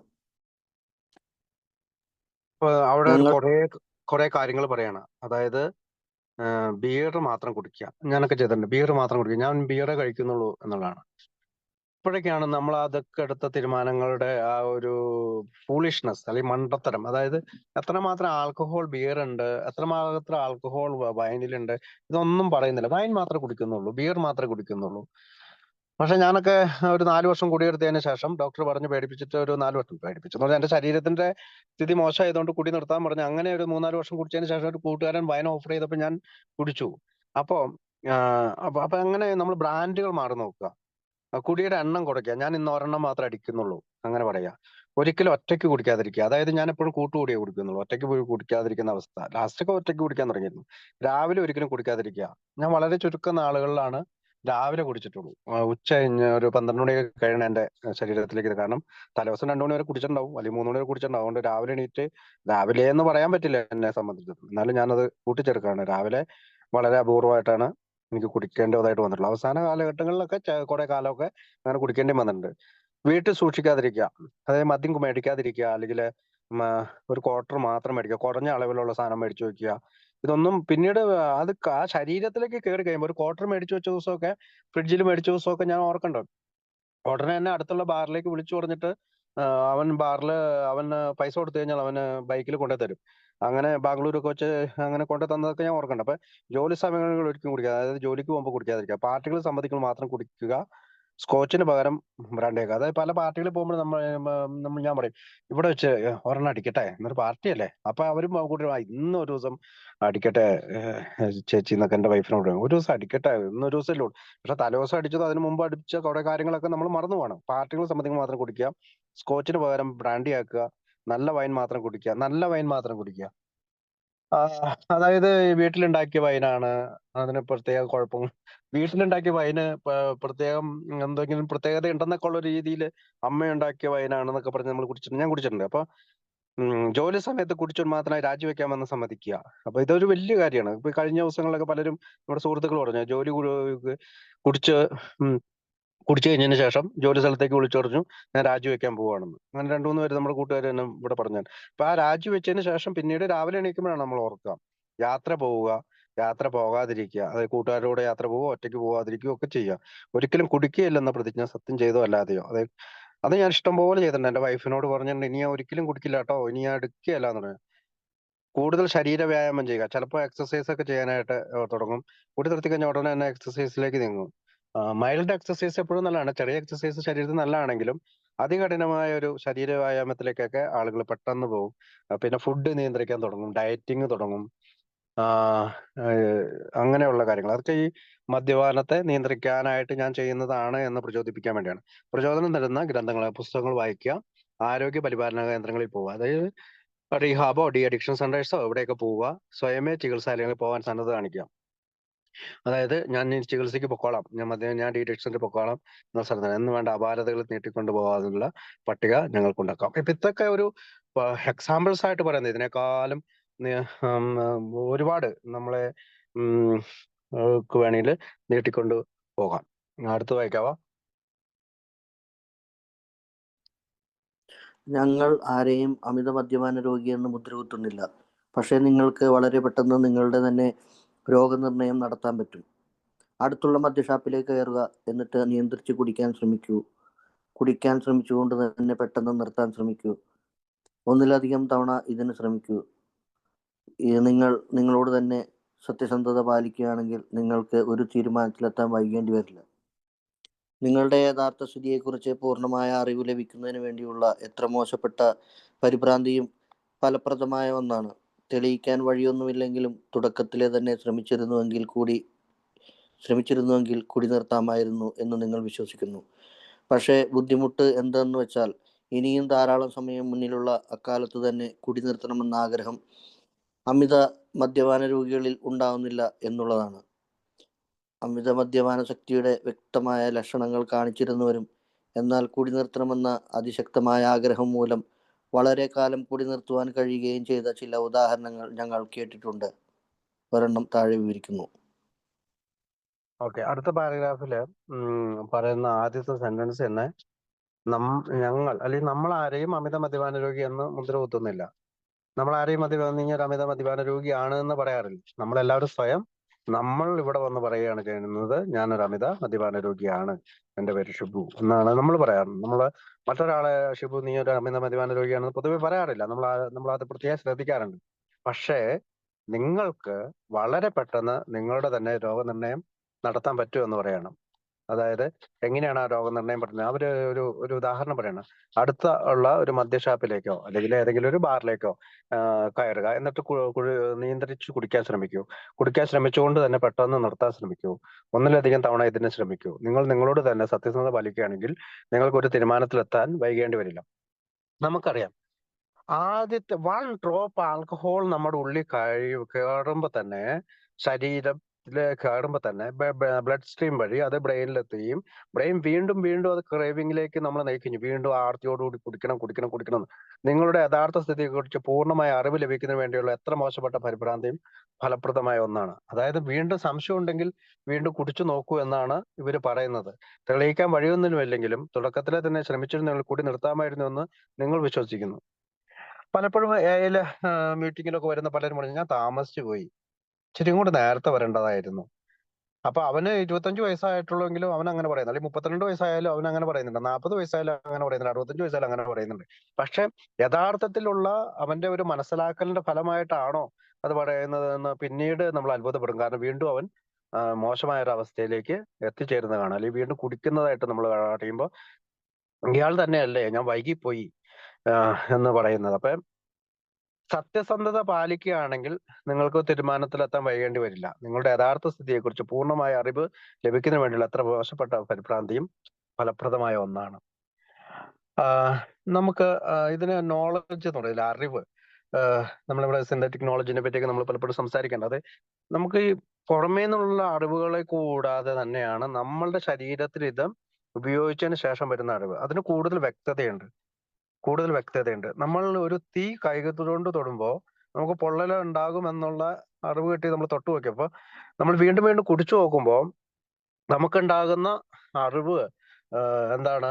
എനിക്ക് നിയന്ത്രിക്കാൻ പറ്റുന്നില്ല, ഞാൻ കുടിച്ചു കഴിയുമ്പോൾ എനിക്ക് അബോധാവസ്ഥയിലേക്ക് എത്തുന്നു, ഞാൻ എന്തൊക്കെയോ പറയുന്നു, ഞാൻ എന്തൊക്കെയോ ചെയ്യുന്നു, ഞാൻ പല സ്ഥലങ്ങളിലും ഞാൻ ഒരിക്കലും വിചാരിക്കാത്ത സ്ഥലങ്ങളിലേക്കൊക്കെ ഞാൻ പോകുന്നു, ചിലപ്പോൾ അത് നിയമപരമായിട്ട് എന്നെ പിടിച്ചാല് ജയിലിൽ പോകേണ്ട സ്ഥലങ്ങളിൽ പോലും ഞാൻ എത്തുന്നു. ഇങ്ങനെയുള്ള കാര്യങ്ങളൊക്കെ നമുക്ക് മനസ്സിലാവുന്നുണ്ട്. പക്ഷെ നമുക്ക് നിയന്ത്രിക്കാൻ പറ്റാത്തൊരവസ്ഥയിലേക്ക് നമ്മൾ വരും.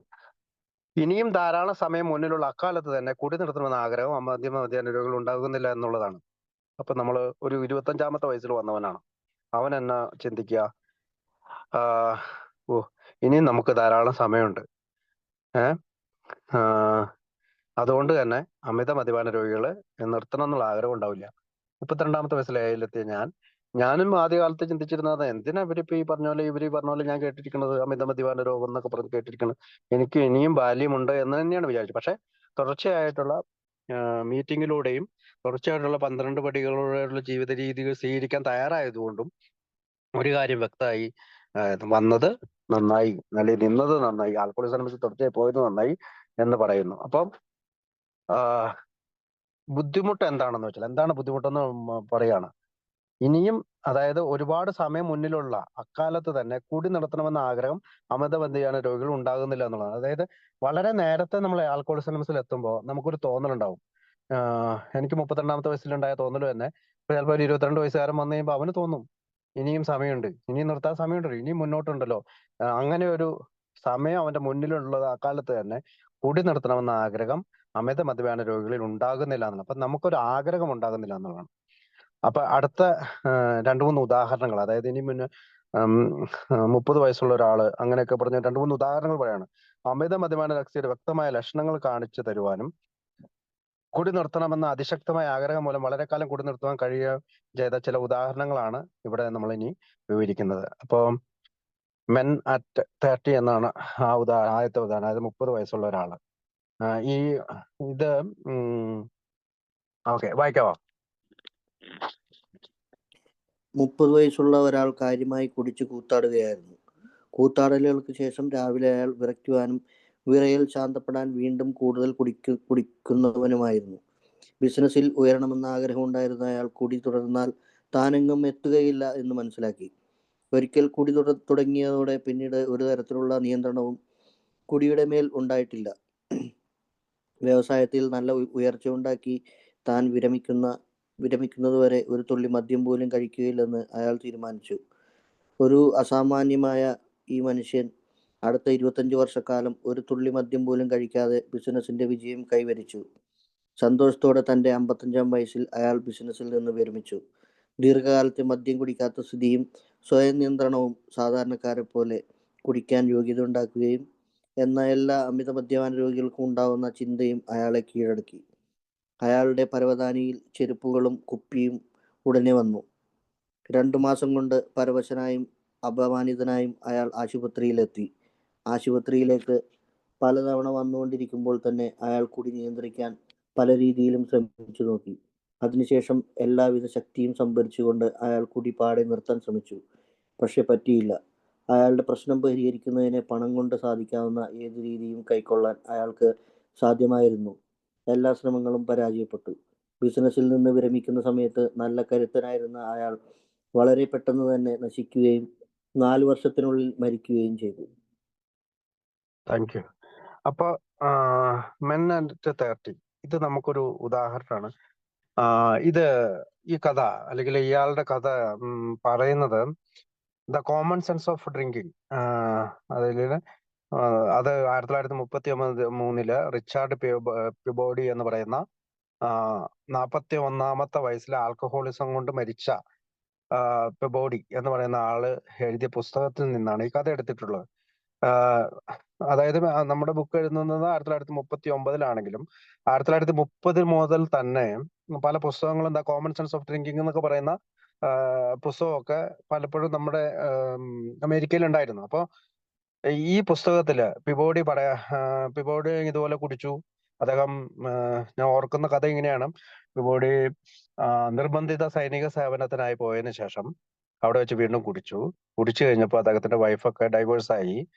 അതിനുശേഷം ഇദ്ദേഹം ആൽക്കഹോളിക്, അതായത് മോഡറേറ്റ് ഡ്രിങ്കറിൽ നിന്ന് ആൽക്കഹോളിക്കായി മാറിയ ഇയാൾ ഇമ്മാനുവൽ മൂവ്മെന്റ് എന്ന് പറയുന്ന ഓക്സ്ഫോർഡ് ഗ്രൂപ്പിനൊക്കെ മുമ്പ് അമേരിക്കയിലുണ്ടായ ഒരു ഇമ്മാനുവൽ മൂവ്മെന്റിൽ വെച്ച് മദ്യാസക്തിയെ പറ്റി മനസ്സിലാക്കുകയും അദ്ദേഹം കുടി നിർത്തുകയും ചെയ്തു. അതിനുശേഷമാണ് ഈ പുസ്തകം എഴുതിയിട്ടുള്ളത്. The common sense of drinking എന്നാണ്. നമുക്ക് ഗൂഗിളിൽ സെർച്ച് ചെയ്താൽ കിട്ടും. PDF ഫോം ഒക്കെ ഉണ്ട് ആ ബുക്കിന്റെ. The common sense of drinking, കുടിയുടെ സാമാന്യ ബുദ്ധി, അങ്ങനെയാണ് അത്, നമുക്ക് അങ്ങനെ പറയാം. അപ്പൊ ഈ പിബോഡി ഈ പറയുന്ന 30 വയസ്സുള്ള ഒരാളുടെ കാര്യം അതിനകത്ത് പറഞ്ഞിട്ടുണ്ട്. കുടി തുടങ്ങി കഴിഞ്ഞ ശേഷം അദ്ദേഹം പെട്ടെന്ന് തന്നെ മറ്റൊരു ആൽക്കഹോളിക് ഡിഫിക്കൽട്ടീസ്, അതായത് മദ്യത്തിന്റെ ഈ പറയുന്ന ബുദ്ധിമുട്ടുകൾ അനുഭവിക്കുകയും അദ്ദേഹത്തിന്റെ പണവും എല്ലാം നഷ്ടപ്പെട്ട് ഒരു 3 വർഷം കൊണ്ട് അല്ലെങ്കിൽ കുറച്ച് വർഷങ്ങൾ കൊണ്ട് തന്നെ അയാൾ മരിക്കുകയും ചെയ്തതായിട്ട് ഒരു കഥ പറയുന്നുണ്ട്. ഈ കഥയുടെ ബേസ് ചെയ്തിട്ടാണ് നമ്മുടെ ബിൽ ഡബ്ല്യു നമ്മളെ ഇവിടെ ഈ കഥയിലേക്ക് കൊണ്ടുവരുന്നത്. അതായത് 30 വയസ്സുള്ള ഒരാൾ, അപ്പൊ ഒരു ഉദാഹരണം, ഒരു എക്സാമ്പിൾ ആയിട്ട് പറയാണ്. പലരുടെയും എക്സാമ്പിൾ ജിമ്മിന്റെ പറയുന്നുണ്ട്, ഫ്രെഡിന്റെ പറയുന്നത്. അപ്പൊ ആദ്യത്തെ എക്സാമ്പിൾ മെൻ അറ്റ് 30 എന്നുള്ളതാണ് പൊതുവെ നമ്മൾ പറയുക. അപ്പൊ ആ 30 വയസ്സുള്ള ആൾ കുടിച്ചു കൂത്താടുകയാണ്. കൂത്താടുകൾക്ക് ശേഷം രാവിലെ അയാൾ വിറയ്ക്കുന്നവനും പുറകിൽ ശാന്തപ്പെടാൻ വീണ്ടും കൂടുതൽ കുടിക്കുന്നവനുമായിരുന്നു. അപ്പൊ 30 വയസ്സ് വരെയുള്ള കഥയാണ്, 30 വയസ്സ് മുതലുള്ള കഥയാണ് പറയുക. അപ്പൊ 30 വയസ്സിന് മുമ്പേ അയാൾ കുടിച്ചിട്ടുണ്ടാകണം. അയാളുടെ ശരീരമൊക്കെ വറയ്ക്കാൻ തുടങ്ങിയിട്ടുണ്ട്. ബിസിനസ്സിൽ ഉയരണം എന്ന് ആഗ്രഹമുണ്ടായിരുന്നു. അയാൾ കുടി താനെങ്ങും എത്തുകയില്ല എന്ന് മനസ്സിലായി. അപ്പൊ അയാൾ ബിസിനസ്സിൽ താല്പര്യമുള്ളതുകൊണ്ട് കുടി നിർത്തി. ഒരിക്കൽ കുടി തുടങ്ങിയതോടെ പിന്നീട് ഒരു തരത്തിലുള്ള നിയന്ത്രണം കുടിയുടെ മേൽ ഉണ്ടായില്ല. അപ്പൊ അയാൾ വീണ്ടും കുടിച്ചപ്പോൾ എന്താണ് സംഭവിച്ചത്? അയാൾക്ക് നിയന്ത്രണം ഉണ്ടായില്ല. വ്യവസായത്തിൽ നല്ല ഉയർച്ച ഉണ്ടായി താൻ വിരമിക്കുന്നത് വരെ ഒരു തുള്ളി മദ്യം പോലും കഴിക്കരുതെന്ന് അയാൾ തീരുമാനിച്ചു. അതായത് അദ്ദേഹത്തിന് ഒരു പ്രത്യേക ലക്ഷ്യം ഉണ്ടായിരുന്നു. ചില ഈ കച്ചവടത്തില് നല്ല ഒരു ഇതുണ്ടാകുന്നവരെ കുടിക്കില്ല എന്ന് തീരുമാനിച്ചു. ഒരു അസാമാന്യനായ ഈ മനുഷ്യൻ അടുത്ത 25 വർഷക്കാലം ഒരു തുള്ളി മദ്യം പോലും കഴിക്കാതെ ബിസിനസ്സിൽ വിജയം കൈവരിച്ചു. അപ്പൊ നമ്മൾ 25 വർഷം കംപ്ലീറ്റ് ആബ്സ്റ്റിനൻസ്, മദ്യത്തിൽ നിന്ന് അയാള് മാറി നിന്നു. ഒരു സന്തോഷത്തോടെ തന്റെ 55-ാം വയസ്സിലായ ബിസിനസ്സിൽ നിന്ന് വിരമിച്ചു. അപ്പൊ 30 വയസ്സിൽ അയാൾ കുടി നിർത്തി. 30 വയസ്സായ കുടിച്ചിരുന്ന അയാൾ ഭയങ്കരമായിട്ട് പ്രശ്നം ഉണ്ടാക്കുന്നതുകൊണ്ട് കുടി നിർത്തിയതിനു ശേഷം അടുത്ത 55 വയസ്സ് വരെ കുടിക്കാതിരുന്നു. 25 വർഷക്കാലം. ദീർഘകാലത്തെ മദ്യം കുടിക്കാത്ത അവസ്ഥയും സ്വയം നിയന്ത്രണവും സാധാരണക്കാരെ പോലെ കുടിക്കാൻ യോഗ്യതയുണ്ടാക്കുന്ന ചില അമിത മദ്യപാന രോഗികൾക്ക് ഉണ്ടാകുന്ന ചിന്തയും അയാളെ കീഴടക്കി. അയാളുടെ പരവതാനികൾ, ചെരുപ്പുകളും കുപ്പികളും ഉടനെ വന്നു. 2 മാസം കൊണ്ട് പരവശനായ അഭിമാനിതനായ അയാൾ ആശുപത്രിയിൽ എത്തി. അപ്പൊ നമ്മൾ ആദ്യമേ കണ്ട ആ ചിന്തയാണ് അയാൾക്ക് വരുന്നത്, അല്ലേ? സ്വയം നിയന്ത്രണം ഉണ്ടാക്കാൻ പറ്റും. മദ്യം കുടിക്കാത്ത ഒരു കംപ്ലീറ്റ് ആബ്സിനൻസ് മാത്രമാണ് ഇവിടെ. ഇതൊരു ബേസ്ഡ് ഓൺ റിയൽ പീപ്പിൾ, അതായത് ഒരു ശരിക്കും ഒരാൾക്ക് പറ്റിയ അബദ്ധങ്ങൾ കടമെടുത്തിട്ടാണ് നമ്മൾ ബുക്കിൽ ഇത് പറയുന്നത്. അപ്പൊ കോമൺ സെൻസ് ഓഫ് ഡ്രിങ്കിങ്ങിൽ പറയുന്നത് ഇയാള് 25 വർഷം കുടിക്കാതിരുന്നു, കംപ്ലീറ്റ് ആബ്സിനൻസ് ഉണ്ടായി. അപ്പൊ നമ്മൾ അന്ന് ഇച്ചിരി മുമ്പ് പറഞ്ഞ പോലെ അച്ചാറിട്ട മാങ്ങ വീണ്ടും ആ മാങ്ങ ആവുന്നില്ലെന്ന് പറഞ്ഞ പോലെ അയാൾക്ക് പക്ഷെ തോന്നി എനിക്ക് വീണ്ടും കുടിക്കാൻ കഴിയും. ഫിസിക്കൽ അലർജിയെ പറ്റിയൊന്നും അയാൾക്ക് അറിയത്തില്ല. അയാളുടെ ചിന്തയിലേക്ക് വന്നത് എനിക്ക് കുടിക്കാൻ കഴിയുമെന്നാണ്. അപ്പൊ റിയൽ ആൽക്കഹോളിക് ആയിട്ടുള്ള ആളുകൾക്ക് ഈ ചിന്ത വരും. ഒരു മാനസികമായിട്ടൊരു ട്വിസ്റ്റ് എന്നോ അല്ലെങ്കിൽ ഒരു മാറ്റം, അതായത് എനിക്ക് കുടിക്കാൻ കഴിയും. നമ്മളന്നേരം മറ്റ് ജയിൽ ഡെത്ത് ഇൻസ്റ്റിറ്റ്യൂഷനൊന്നും നമ്മൾ അവിടെ ചിന്തിക്കാൻ പോകുന്നില്ല. കുടിക്കാൻ തോന്നിക്കഴിഞ്ഞാൽ കുടിയും കുടിക്കുന്നു. അപ്പൊ ഇവിടെ റെസ്റ്റ്ലെസ് ഇറിറ്റബിൾ ഡിസ്കണ്ടന്റ് എന്ന് പറയുന്ന ഒരു കാര്യം കൂടി നമുക്ക് വേണമെങ്കിൽ എടുക്കാം. കാരണം 25 വർഷം അയാൾ കുടി നിർത്തി, പക്ഷെ അയാളുടെ പ്രവർത്തനത്തില് ഒക്കെ ചിലപ്പം ഈ RID ഫാക്ടർ വന്നത് എന്താണ്, അസ്വസ്ഥൻ, ചുണ്ടിക്കാരൻ, അസംതൃപ്തൻ ആയി കാണും. നമുക്ക് കുടി നിർത്താൻ നമ്മൾ സ്റ്റെപ്പ് ചെയ്യുന്നില്ലെങ്കിൽ നമ്മൾ പലപ്പോഴും പറയാറുണ്ട്, നമ്മൾ വളരെ അസ്വസ്ഥനാവും, ചുണ്ടിക്കാരനാവും, അസംതൃപ്തനാവും എന്നൊക്കെ നമ്മൾ പറയാറുണ്ട്. അപ്പൊ ഇയാൾക്കും സാധാരണ പോലെ കുടിക്കാൻ യോഗ്യത ഉണ്ടാകുന്ന ചില അമിത മദ്യപാന രോഗികൾക്ക് ഉണ്ടാകുന്ന ചിന്തയെ അയാളുടെ പരവധാനം ചെരുപ്പുകളും കുപ്പികളും ഉടനെ വന്നു. ഈ ചെരുപ്പുകളും കുപ്പികളും ഉടനെ വന്നു എന്ന് പറഞ്ഞാൽ മറ്റു കൂട്ടുകാരും വന്നു, ഒരുപാട് കുപ്പിയും വന്നു. 2 മാസം കൊണ്ട് പരമശനായും അയാള് ആശുപത്രിയിൽ പ്രവേശിച്ചു. വീണ്ടും ആശുപത്രിയിൽ പോയി.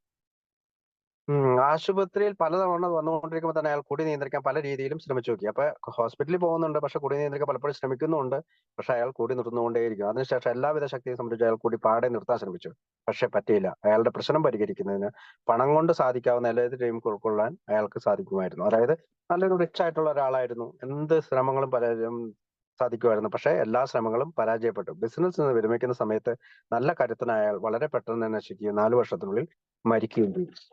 അയാൾ മരിച്ച 4 വർഷത്തിനുള്ളിൽ മരിച്ചു എന്നാണ്. അപ്പൊ 55 4 59 വയസ്സിലെ അദ്ദേഹം പെട്ടെന്ന് മരിച്ചു എന്നാണ്. അപ്പൊ ജയിൽ ഡെത്ത് ആൻഡ് ഇൻസ്റ്റിറ്റ്യൂഷൻ.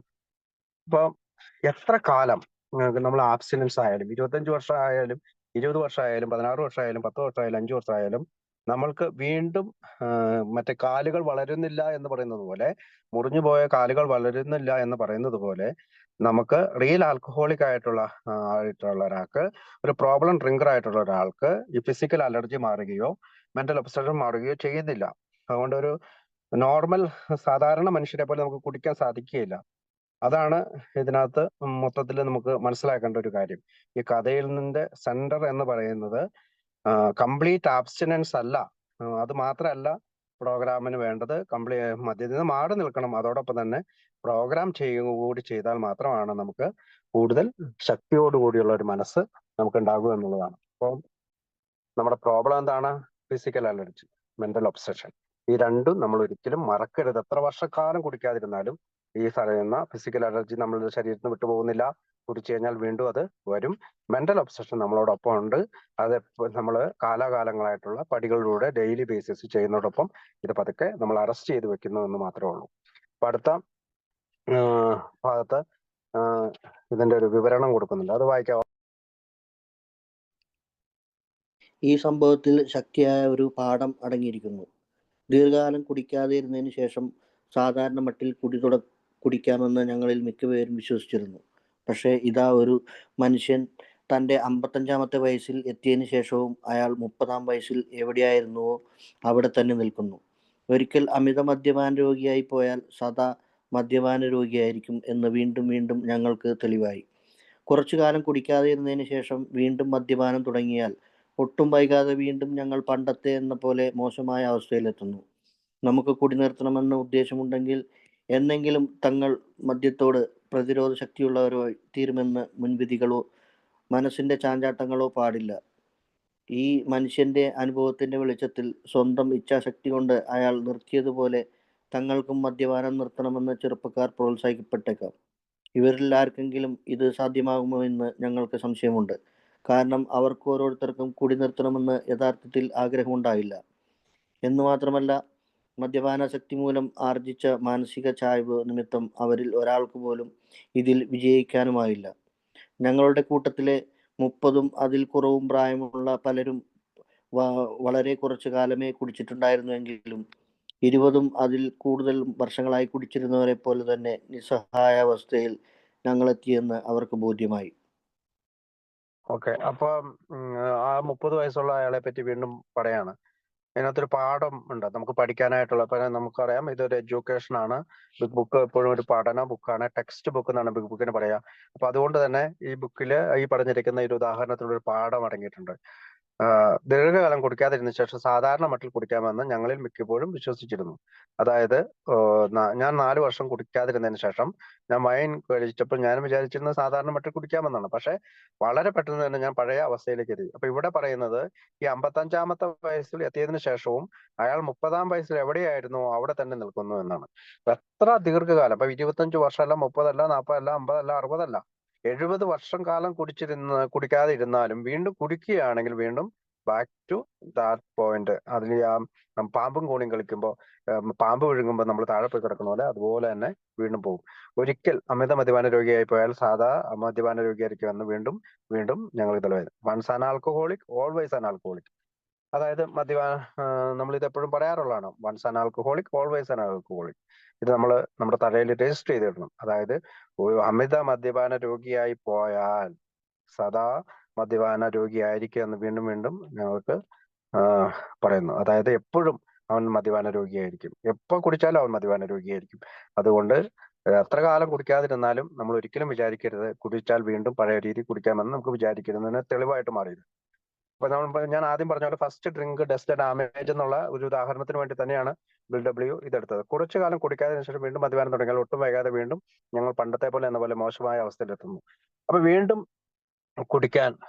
കുടിച്ചാല് മോശമായ അവസ്ഥയിലെത്തും.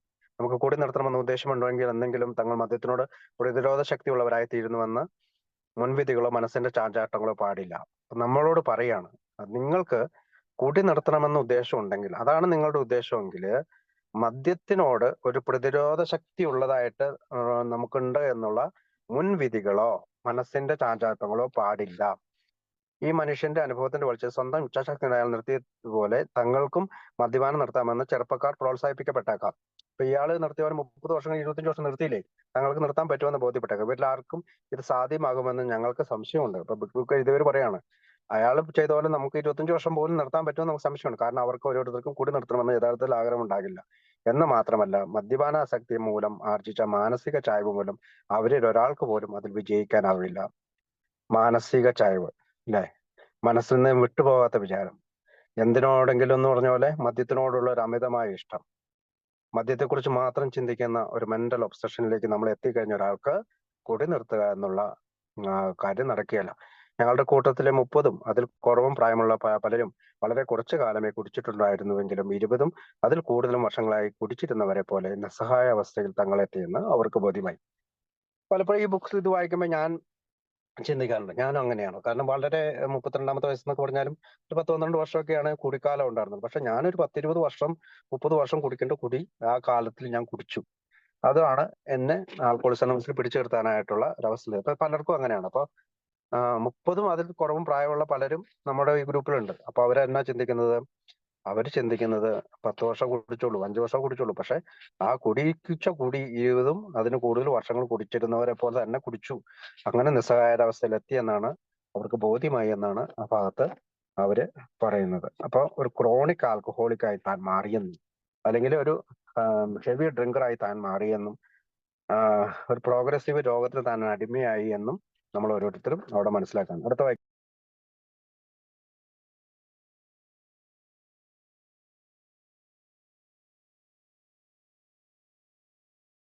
Hello റോമലെ, mic മ്യൂട്ടാണേ.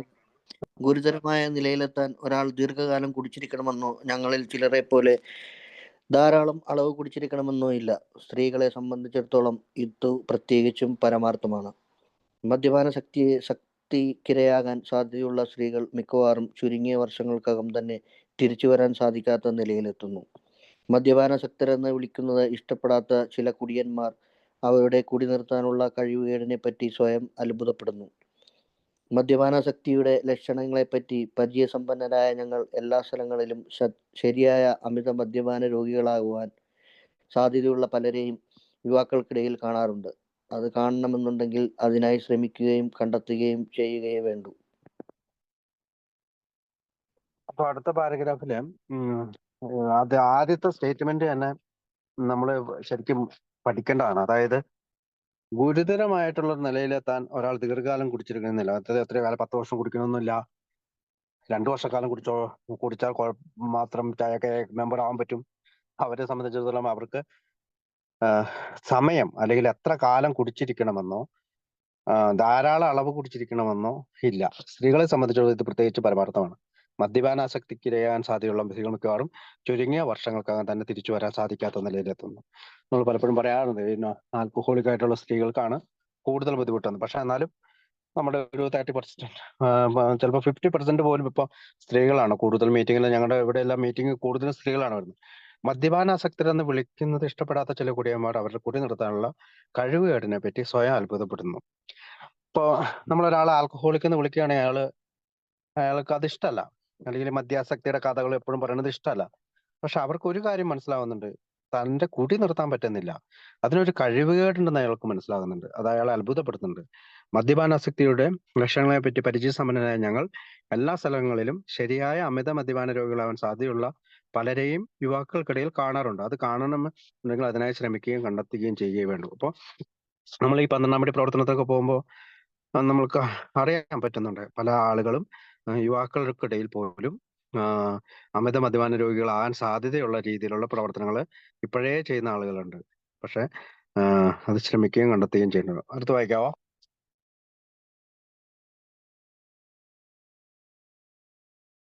സ്വന്തം ഇച്ഛാശക്തി ഉപയോഗിച്ച് കുടി നിർത്താമായിരുന്ന സമയത്തിന് ശേഷവും വളരെ വർഷക്കാലം മദ്യപിച്ചുകൊണ്ടിരുന്നുവെന്ന് കഴിഞ്ഞ കാലത്തേക്ക് തിരിഞ്ഞു നോക്കുമ്പോൾ ഞങ്ങൾക്ക് ബോധ്യമാകുന്നു. ആരെങ്കിലും ഈ അപകട മേഖലയിൽ എത്തിയോ എന്ന സംശയം വരികയാണെങ്കിൽ അയാൾ ഒരു വർഷത്തേക്ക് മദ്യപാനം തീരെ ഉപേക്ഷിക്കാൻ ശ്രമിക്കട്ടെ. അയാൾ ഗുരുതരാവസ്ഥയിലെത്തിയ യഥാർത്ഥ മദ്യപാനാസക്തനാണെങ്കിൽ വിജയസാധ്യത വിളരമാണ്. ഞങ്ങളുടെ മദ്യപാനത്തിൻ്റെ ആരംഭകാലങ്ങളിൽ ചിലപ്പോഴൊക്കെ ഒരു വർഷകാലത്തേക്ക് ഞങ്ങൾ കുടി നിർത്തിയിരുന്നു. പക്ഷേ കുറച്ചു കാലത്തിന് ശേഷം വളരെ വഷളൻ കുടിയന്മാരായി മാറുകയാണ് ഉണ്ടായത്. ദീർഘകാലത്തേക്ക് കുടി നിർത്താൻ കഴിയുന്ന ആളാണെങ്കിലും ഒരുപക്ഷെ നിങ്ങൾക്ക് ശരിയായ മദ്യപാനാസക്തനാകാൻ സാധ്യതയുണ്ട്. ഈ പുസ്തകത്തിലെ വിഷയം ഗ്രഹിച്ചവരിൽ ചിലർക്ക് ഒരു വർഷത്തേക്കോ മറ്റോ കുടി നിർത്താൻ കഴിഞ്ഞേക്കാം എന്ന് ഞങ്ങൾ വിചാരിക്കുന്നു. മറ്റു ചിലർ കുടി നിർത്താൻ തീരുമാനമെടുത്ത അന്ന് തന്നെ കുടിച്ച് ഉന്മത്തരാകും. ബാക്കി മിക്കപേരും ചില ആഴ്ചക്കുള്ളിലും. അപ്പൊ അടുത്ത പാരഗ്രാഫിൽ പറയുന്നത് വിൽ പവറിനെ കുറിച്ചാണ്. അതായത് വിൽ പവർ ഉപയോഗിച്ച് കൊടി നിർത്താൻ പറ്റുന്ന ഒരു സമയം നമുക്കുണ്ട്. പക്ഷെ അമ്മരവും നമ്മൾ എന്നാ ചെയ്തത്, വീണ്ടും കുടിച്ചുകൊണ്ടേയിരുന്നു. അതായത് വിൽ പവർ ഉപയോഗിച്ച് കുടി നിർത്താമെന്ന് പറഞ്ഞ്, അതായത് ഞാൻ കുടി നിർത്താൻ വേണമെങ്കിൽ ഞാൻ കുടി നിർത്തി കാണിച്ചു തരാം, ഞാൻ ഇന്നും കൊണ്ട് കുടി നിർത്തി എന്നൊക്കെ പറഞ്ഞ് പലപ്പോഴും നമ്മൾ പറയുമ്പോഴും നമ്മൾ കുടിക്കുകയാണ് ഉണ്ടായത്. അപ്പൊ പിന്നീട് നമ്മൾ തിരിഞ്ഞു നോക്കിയപ്പോ നമുക്കൊരു കാര്യം മനസ്സിലായി, അവിടെ വിൽ പവർ, നമ്മുടെ സ്വന്തം ഇച്ഛാശക്തി വർക്കായില്ല. അപ്പം ആ അപകട മേഖലയിൽ എത്തിയോ എന്ന സംശയം വരികയാണെങ്കിൽ അയാൾ ഒരു വർഷത്തേക്ക് മദ്യപാനം തീരെ ഉപേക്ഷിക്കാൻ ശ്രമിക്കട്ടെ എന്നാണ്. അപ്പൊ കുറച്ച് മദ്യം, ഒരു വർഷം എന്ന് ഉദ്ദേശിക്കുന്നത് കുറച്ചു കാലത്തേക്ക് നമുക്ക് മദ്യം ഉപേക്ഷിക്കാൻ തീരുമാനിക്കുമ്പോൾ യഥാർത്ഥത്തിലുള്ള ഒരു മദ്യപാനം, റിയൽ ആൽക്കഹോളിക് ആണെങ്കിൽ അയാൾക്ക് വിജയസാധ്യത ഇല്ല എന്നും, മദ്യപാനത്തിന്റെ ആരംഭഘട്ടങ്ങളിലൊക്കെ കുറച്ചു കാലത്തേക്ക്, 1 മാസത്തേക്കോ 2 മാസത്തേക്കോ ഒരു വർഷത്തേക്കൊക്കെ നമ്മൾ കുടി നിർത്തിയിരുന്നെങ്കിലും പിന്നീട് കുടിച്ചു കഴിഞ്ഞപ്പോൾ, അതായത് നമ്മൾ പറയാ 6 മാസം കുടി നിർത്തി, പിന്നീട് കുടിച്ചു കഴിഞ്ഞപ്പോൾ നമ്മൾ വഷളം കുടിയന്മാരായി, അതായത് വളരെ റിയൽ ആയിട്ടുള്ള ആൽക്കഹോളിക് ആയിട്ടുള്ള മാറുന്ന ഒരവസ്ഥയിലേക്ക് വന്നു എന്നുള്ളതാണ്. അപ്പൊ ദീർഘകാലത്തേക്ക് കൂടി നിർത്താൻ കഴിയുന്ന ആളാണെങ്കിലും ഒരുപക്ഷെ നിങ്ങൾ ശരിയായ മദ്യപാനാസക്തൻ സാധ്യതയുണ്ട്. അപ്പൊ നമ്മൾ ഈ ബിഞ്ച് ഡ്രിങ്കേഴ്സിനെ പറ്റി വേണമെങ്കിൽ ഇവിടെ ചിന്തിക്കാം. അതായത് 3 മാസം കൂടി നിർത്തുന്നു, പിന്നീട് കുടിക്കുമ്പോൾ വളരെ വഷളം കൂടി, 4 മാസത്തേക്ക് കൂടി നിർത്തുന്നു, പിന്നീട് കുടിക്കുമ്പോൾ വളരെ വഷളം കൂടി. അപ്പം ഒരു കുടി അപ്പൊ ബിഞ്ച് ഡ്രിങ്കേഴ്സ് പലപ്പോഴും ചിന്തിക്കുന്ന ഒരു കാര്യം വെച്ചാൽ, എനിക്ക് ദീർഘകാലത്തേക്ക് കുടി നിർത്താൻ കഴിയുന്നു എന്നുള്ള ഒരാളാണെങ്കിൽ പോലും നിങ്ങൾ ശരിയായ മദ്യപാനാസക്തനാകാൻ സാധ്യതയുണ്ട് എന്നാണ് ബിഞ്ച് ഡ്രിങ്കേഴ്സ് ആയിട്ടുള്ള ആൾക്കാരോട് പറയുന്നത്. ഈ പുസ്തകത്തിലെ വിഷയം ഗ്രഹിച്ച ചിലർക്ക് ഒരു വർഷത്തേക്കോ മറ്റോ കുടി നിർത്താൻ കഴിഞ്ഞേക്കാം എന്ന് ഞങ്ങൾ വിചാരിക്കുന്നു. മറ്റു ചിലർ കുടി നിർത്താൻ തീരുമാനമെടുത്ത് അന്ന് തന്നെ കുടിച്ചു മാത്രമാക്കും. ബാക്കി മിക്കപ്പോഴും ചില ആഴ്ചകളിൽ. നമ്മൾക്കൊക്കെ അറിയാം, ഇന്ന് ഞാൻ കുടി നിർത്തുന്നില്ല, ഇന്ന് വേണമെങ്കിൽ ഞാൻ കാണിച്ചു തരാം, ഇന്ന് മുതൽ കുടിക്കുന്നില്ല എന്നൊക്കെ നമ്മൾ പറയുമെങ്കിലും നമുക്ക് അതായത് നമ്മുടെ ചോയ്സ് നഷ്ടപ്പെടുന്നു. Lost ability of choice. നമുക്കൊരു മദ്യം കഴിക്കണ്ട എന്നുള്ള ആ കഴിവ് നഷ്ടപ്പെടുന്നു. അല്ലെങ്കിൽ നമുക്ക് നമ്മുടെ പവർ നഷ്ടപ്പെടുന്നു. നമുക്ക് എന്തെങ്കിലും ഒരു കാര്യം ചെയ്യാനുള്ള ചോയ്സ്, നമ്മൾ മദ്യം കഴിക്കണ്ട എന്നുള്ള ചോയ്സ് നഷ്ടപ്പെടുകയാണ് ഒരിക്കല് നമ്മൾ മദ്യാസക്തനായിട്ട് മാറിക്കഴിഞ്ഞാൽ. അപ്പൊ നമ്മുടെ തെരഞ്ഞെടുക്കുക, അതായത് മദ്യം കഴിക്കുക എന്നുള്ള തെരഞ്ഞെടുപ്പിന്റെ ചോയ്സ് നമുക്ക് നഷ്ടപ്പെട്ടു കഴിഞ്ഞു. കാരണം അത് കഴിഞ്ഞാൽ അത് അങ്ങനെ ഒരു ഫസ്റ്റ് ഡ്രിങ്കിലേക്ക് നമ്മൾ കടന്നു കഴിഞ്ഞാൽ വീണ്ടും നമ്മൾ കുടിക്കാനായിട്ട് വരുന്നത്. ഇനി കുടിച്ചു കഴിഞ്ഞാൽ നമ്മുടെ ചോയ്സ് നഷ്ടപ്പെടും. കാരണം നമ്മൾ വീണ്ടും വീണ്ടും കുടിക്കും.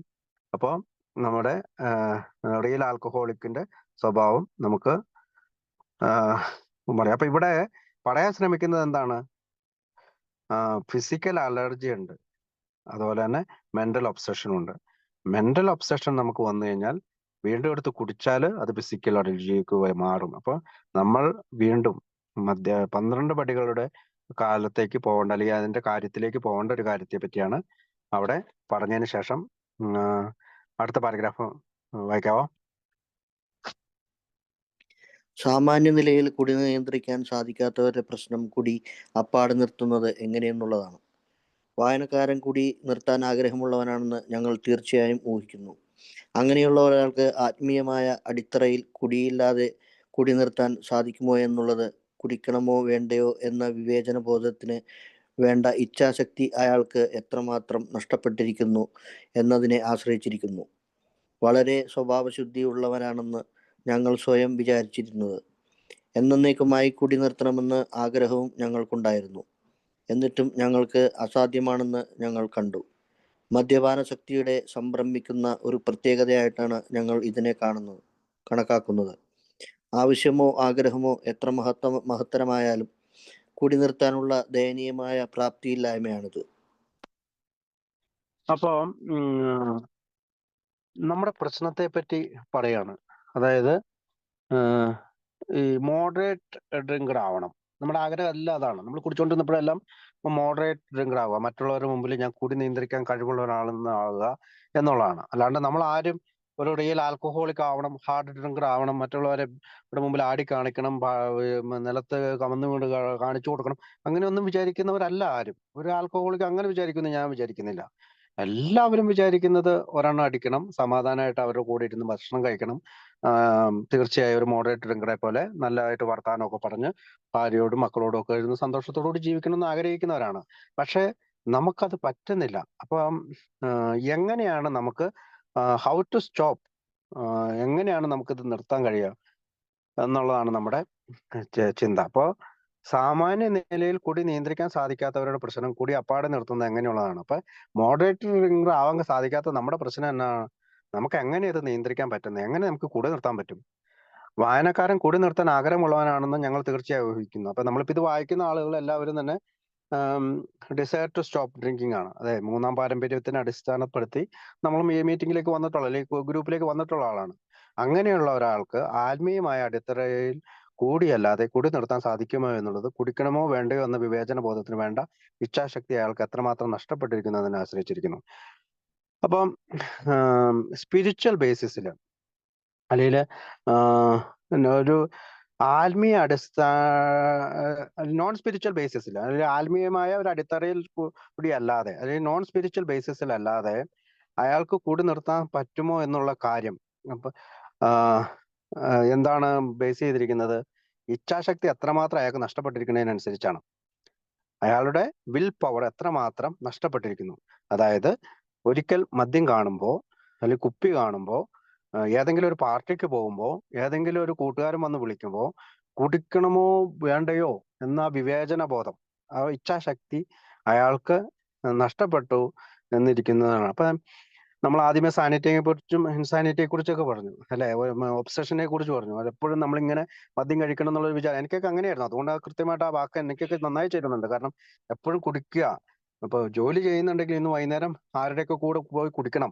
കൂട്ടുകാരെയൊക്കെ അറേഞ്ച് ചെയ്യുന്നു, ബാറിൽ ഇപ്പൊ ഇന്ന സമയത്ത് 5:30 എത്താന്ന് പറഞ്ഞാൽ 3:30 അവിടെ എത്തുന്നു, അല്ലെങ്കിൽ 4:30 അവിടെ, 1 മണിക്കൂർ മുമ്പേ അവിടെ എത്തി അവര് കൂട്ടുകാർ വരുന്നതിന് മുമ്പ് 2 അടിക്കുന്നു, അങ്ങനെയൊക്കെ ഉള്ള. അപ്പൊ എന്റെ വിവേചന ബോധം എത്രമാത്രം നഷ്ടപ്പെടുമോ അതിനനുസരിച്ചാണ് ഈ ആത്മീയമായ അടിത്തറ നമുക്ക് വേണോ വേണ്ടെന്ന് നമുക്ക് തീരുമാനിക്കേണ്ടത്. അപ്പൊ നമ്മുടെ ചോയ്സ് ആണ് ഇവിടെ. അതായത് എനിക്ക് കുടി നിർത്താൻ സാധിക്കാത്ത ഒരവസ്ഥയാണുള്ളത്, അല്ലെങ്കിൽ കുടിക്കണമോ വേണ്ടയോ എന്നുള്ള എന്റെ വിൽ പവർ ഇല്ല. അപ്പോൾ എനിക്ക് മറ്റൊരു ബേസിസ് വേണം.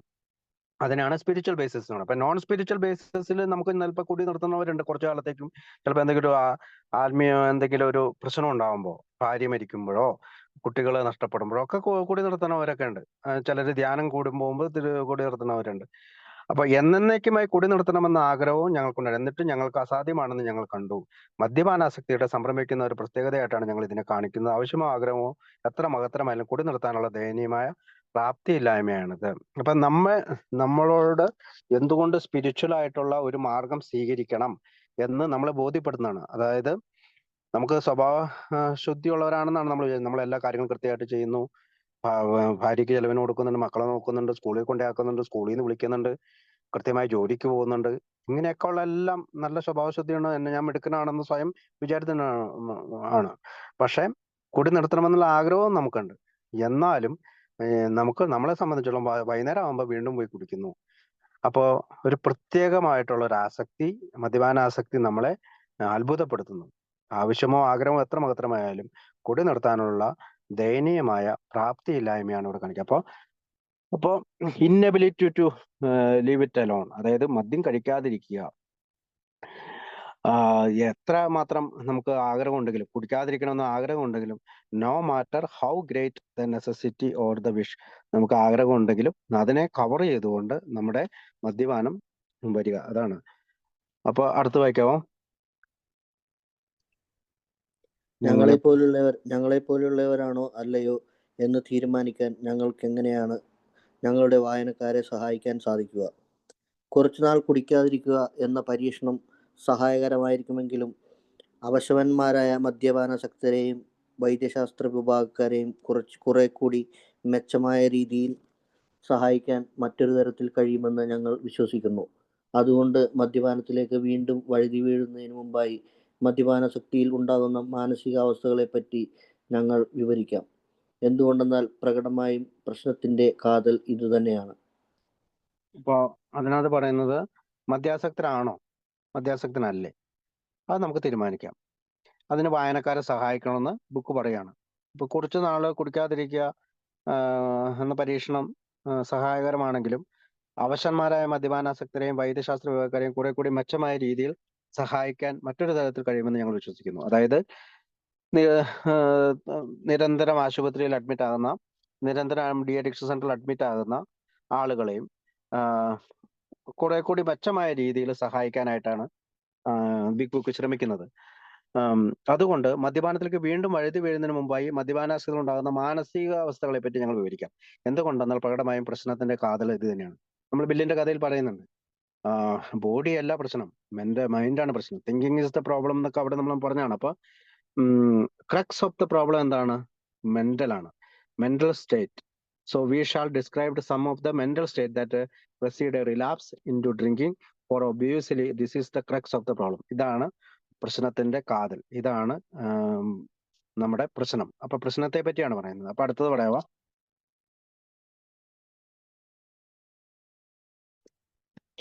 ദാരുണമായ ആദ്യത്തെ കുടി പലപ്പോഴും ആവർത്തിക്കുന്ന ഒരു മദ്യപാനാസക്തനിൽ മുറ്റി നിൽക്കുന്ന ചിന്താഗതികൾ ഏതെല്ലാം തരത്തിലായിരിക്കും? ഭാര്യ വിവാഹമോചനം നേടാൻ ഒരുമ്പിട്ടിരിക്കുന്ന സമയത്തോ, കടത്തിൽ മുങ്ങാൻ പോകുമ്പോഴോ അയാളുടെ സ്നേഹിതന്മാർ വീണ്ടും അയാൾ മദ്യഷാപ്പ് നോക്കി നേരെ നടന്നു കയറുന്നത് കാണുമ്പോൾ അമ്പരന്നു പോകുന്നു. എന്തുകൊണ്ടാണ് അവൻ ഇത് ചെയ്യുന്നത്? എന്തിനെക്കുറിച്ചാണ് അവൻ ചിന്തിക്കുന്നത്? ഞങ്ങളുടെ ആദ്യത്തെ ഉദാഹരണം ഞങ്ങൾ ജിം എന്ന് വിളിക്കുന്ന സുഹൃത്താണ്. ഇദ്ദേഹത്തിനൊരു സുന്ദരിയായ ഭാര്യയും കുടുംബവുമുണ്ട്. നല്ല വരവുള്ള ഒരു വാഹന ഏജൻസി അയാൾക്ക് കുടുംബ വഴിയായി കിട്ടിയിട്ടുണ്ട്. ലോക മഹായുദ്ധത്തിൽ മഹത്തായ സേവനമനുഷ്ഠിച്ചിട്ടുണ്ട്. നല്ല ഒരു വിൽപ്പനക്കാരനാണ്. വല്ലപ്പോഴും പെട്ടെന്ന് ശോഭിക്കുന്നതൊഴിച്ചാൽ വളരെ ബുദ്ധിമാനും സാധാരണ പ്രകൃതക്കാരനുമാണ്. തൻ്റെ 35-ാം വയസ്സ് വരെ അയാൾ മദ്യം കഴിച്ചിട്ടില്ല. ചില വർഷങ്ങൾക്കുള്ളിൽ തന്നെ കുടിച്ചുന്മത്തനായതിനാൽ വളരെ അക്രമാസക്ത നിലയിലെത്തുകയും രക്ഷാകേന്ദ്രങ്ങളിൽ അടക്കേണ്ട നില വരെ അയാൾ എത്തുകയും ചെയ്തു. രക്ഷാകേന്ദ്രങ്ങളിൽ നിന്ന് പുറത്തു വന്ന അയാൾ ഞങ്ങളുമായി ബന്ധപ്പെടുന്നതിനായി വന്നു. ഓക്കെ, അപ്പം ഫസ്റ്റ് ഡ്രിങ്ക് അടുത്ത വരിയില് പറയാണ്. ഞാൻ പറഞ്ഞു നിർത്തിയത് ഇതാണ്, മാനസികാവസ്ഥയെ പറ്റിയാ അല്ലെ. Problem is not physical allergy. അതായത് ഫിസിക്കൽ അലർജി എപ്പോഴാ വരുന്നത്? ഫിസിക്കൽ അലർജി വരുന്നത് മദ്യം കുടിച്ചാൽ മാത്രമേ വരുള്ളൂ. വീണ്ടും വീണ്ടും കുടിക്കുന്ന ആ ക്രേവിങ് വരുന്നത്. പക്ഷെ നമുക്ക് പ്രോബ്ലം ഈസ് മെന്റൽ ഒബ്സഷൻ. എന്താണ് പ്രശ്നം? മെന്റൽ ഒബ്സഷൻ ആണ് നമ്മുടെ പ്രശ്നം. മാനസികാവസ്ഥ നമുക്ക് കണ്ടു അങ്ങനത്തെ ഒരു മദ്യപാനത്തിലേക്ക് വീണ്ടും വഴുതി പോകുന്ന ഒരു മനസ്സാണ് നമുക്കുള്ളത്. അതിനെക്കുറിച്ചാണ് അതാണ് പ്രശ്നത്തിന്റെ കാതൽ. അപ്പൊ മെന്റൽ ഒബ്സഷനെ കുറിച്ചാണ് പറയുന്നത്. അപ്പൊ അടുത്ത വരി എന്നാ, ദാരുണമായ ആദ്യത്തെ കൂടി പലപ്പോഴും ആവർത്തിക്കുന്ന ഒരു മദ്യപാനത്തിന് മുറ്റി നിൽക്കുന്ന ചിന്താഗതികൾ ഏതെല്ലാം തരത്തിലായിരിക്കും. അതായത് ആദ്യത്തെ കൂടി അങ്ങനെ നമ്മൾ എപ്പോഴും ആവർത്തിച്ചുകൊണ്ടിരിക്കുന്ന ഒരാളുടെ ഒരു മനസ്സിലെ ചിന്തകഥകൾ, തിങ്കിങ്ങിനെ കുറിച്ചാണ് പറയുന്നത്. അപ്പം ഭാര്യ വിവാഹമോചനം നേടാൻ ഒരുമിട്ടിരിക്കുന്ന സമയത്തോ കടത്തിൽ മുങ്ങാൻ പോകുമ്പോൾ അയാളുടെ സ്നേഹിതന്മാർ വീണ്ടും അയാൾ മദ്യശാലയിൽ നോക്കി നേരെ നടന്നു കയറുന്നത് കാണുമ്പോൾ അമ്പരന്ന് പോകുന്നത് എന്തുകൊണ്ടാണ് ഇത് ചെയ്യുന്നതിനെ കുറിച്ചാണ് ചിന്തിക്കുന്നത്. അതായത് എത്ര പ്രശ്നം ഉണ്ടെങ്കിലും, ഇപ്പൊ എന്റെ വൈഫ് എന്നെ പിരിഞ്ഞു പോവുകയാണെന്ന് പറഞ്ഞാലും, എന്റെ ബിസിനസ് നഷ്ടപ്പെടാൻ പോവുകയാണെന്ന് പറഞ്ഞാലും, അതെല്ലാം മാറ്റിവെച്ചുകൊണ്ട്, അത്തരം നിരാശാജനകമായിട്ടുള്ള അവസ്ഥകളെ മാറ്റിവെച്ചുകൊണ്ട് നേരെ തന്നെ ഡയറക്ട്ലി മറ്റേ ബാറിലേക്ക് കാടി പോകുന്നു. മറ്റുള്ളവർ ചിന്തിക്കും, എന്തുകൊണ്ടാണ് അവനാണ് ഇങ്ങനെ ചെയ്യുന്നത്, എന്തുകൊണ്ടാണ് അവൻ ഇങ്ങനെ ചിന്തിക്കുന്നത്, വൈ ഡസ് ഹി ഇങ്ങനെ, എന്തുകൊണ്ടാണ് അവൻ ഇങ്ങനെ ചെയ്യുന്നത്, of what is he thinking, എന്തുകൊണ്ടാണ് അവൻ ഇങ്ങനെ ചിന്തിക്കുന്നത്. അപ്പൊ നമ്മൾ ചിന്തകളെ കുറിച്ചാണ്, നമ്മുടെ മെന്റൽ ഒബ്സഷനെ കുറിച്ചാണ് അവർ പറയുക. ഇപ്പൊ വൈഫ് നഷ്ടപ്പെട്ടാലും, ബാങ്ക്രപ്സി ആയാലും, നമുക്ക് പണമൊന്നും ഇഷ്ടമില്ലാതെ എല്ലാം നഷ്ടപ്പെട്ടാലും നമ്മളെ എന്തുകൊണ്ട് മദ്യത്തിലേക്ക് നമ്മൾ നയിക്കുന്നു.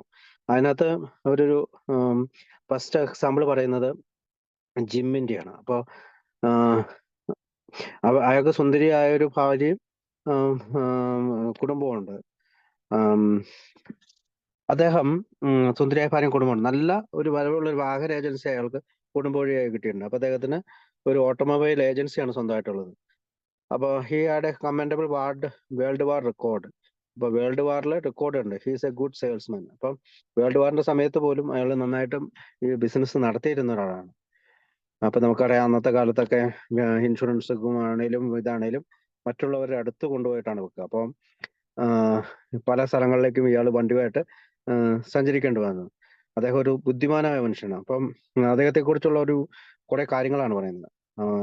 ലോകമഹായത്തിൽ മഹത്തായ സേവന മനുഷ്യൻ, he had A commendable world war record. അപ്പൊ വേൾഡ് വാർ റെക്കോർഡിൽ നിർബന്ധിത സേവനം ഉണ്ടായിരുന്ന സമയത്ത്, യുദ്ധസേവനം ഉണ്ടായിരുന്ന അയാൾ പറയുന്നത് അയാൾ നല്ലൊരു വിൽപ്പനക്കാരനാണ്, നല്ലൊരു സെയിൽസ്മാനാണ്. വല്ലപ്പോഴും പെട്ടെന്ന് ശോഭിക്കുന്ന വെച്ചാൽ വളരെ ബുദ്ധിമാനും സാധാരണ പ്രകൃതിക്കാരനാണ്. അപ്പൊ ഇവിടെ ഒരു വാക്ക് നമ്മൾ ശ്രദ്ധിച്ചു, ശോഭിക്കുക. നമ്മൾ വീണ്ടും ആ വാക്ക് നമ്മൾ പറയുകയാണ്, റെസ്റ്റ്ലെസ്, ഇറിറ്റബിൾ, ഡിസ്കണ്ടന്റ്. അസ്വസ്ഥനും ശുണ്ഠിക്കാരനും അസംതൃപ്തനുമായി തീർന്ന ഒരാൾ. അപ്പം നമ്മൾ പടികൾ ചെയ്യുന്നില്ലെങ്കിൽ നമ്മൾ എപ്പോഴും റെസ്റ്റ്ലെസ് ആയിരിക്കും, ഇറിറ്റബിൾ ആയിരിക്കും, ഡിസ്കണ്ടന്റ് ആയിരിക്കും, എപ്പോഴും അസ്വസ്ഥനായിരിക്കും, ശുണ്ഠിക്കാരനായിരിക്കും, അസംതൃപ്തനായിരിക്കും. അപ്പോ ഇംഗ്ലീഷിൽ ഈ വാക്ക് എഴുതിയേക്കുന്നത് നെർവസ് ഡിസ്പോസിഷൻ എന്നാണ്. Nervous disposition. He is an intelligent man, normal so far as we can see, except for a nervous disposition. Nervous disposition എന്ന് പറഞ്ഞാൽ RID, restless, irritable, discontent. അപ്പോൾ he did not drink until he was 35. അപ്പൊ അതിനുശേഷം പറയുന്നത് 35 വയസ്സ് വരെ അദ്ദേഹം കുടിച്ചില്ല. ചില വർഷങ്ങൾക്കുള്ളിൽ തന്നെ കുടിച്ചുന്മത്തനായാൽ വളരെ ആക്രമണശക്തി നിലയെത്തുകയും രക്ഷാകേന്ദ്രം അടയ്ക്കേണ്ട നിലയിൽ അയാൾ എത്തുകയും ചെയ്തു. രക്ഷാകേന്ദ്രങ്ങളിൽ നിന്ന് പുറത്തു വന്ന അയാൾ ഞങ്ങളുമായി ബന്ധപ്പെടുന്നതിനായി വന്നു. അപ്പം ഇവിടെ ആൽക്കോളിക് അനോണിമസിലെ അംഗങ്ങളുമായിട്ട്, അല്ലെങ്കിൽ ഓക്സ്ഫോർഡ് ഗ്രൂപ്പിലെ അന്നത്തെ ഓക്സ്ഫോർഡ് ഗ്രൂപ്പിലെ ഡ്രങ്ക് സ്ക്വാഡ് എന്ന് വിളിക്കുന്ന നമ്മുടെ പഴമക്കാരുമായിട്ട് അയാൾ വീണ്ടും ബന്ധപ്പെട്ടു. അടുത്തും കൂടി വായിക്കാവോ?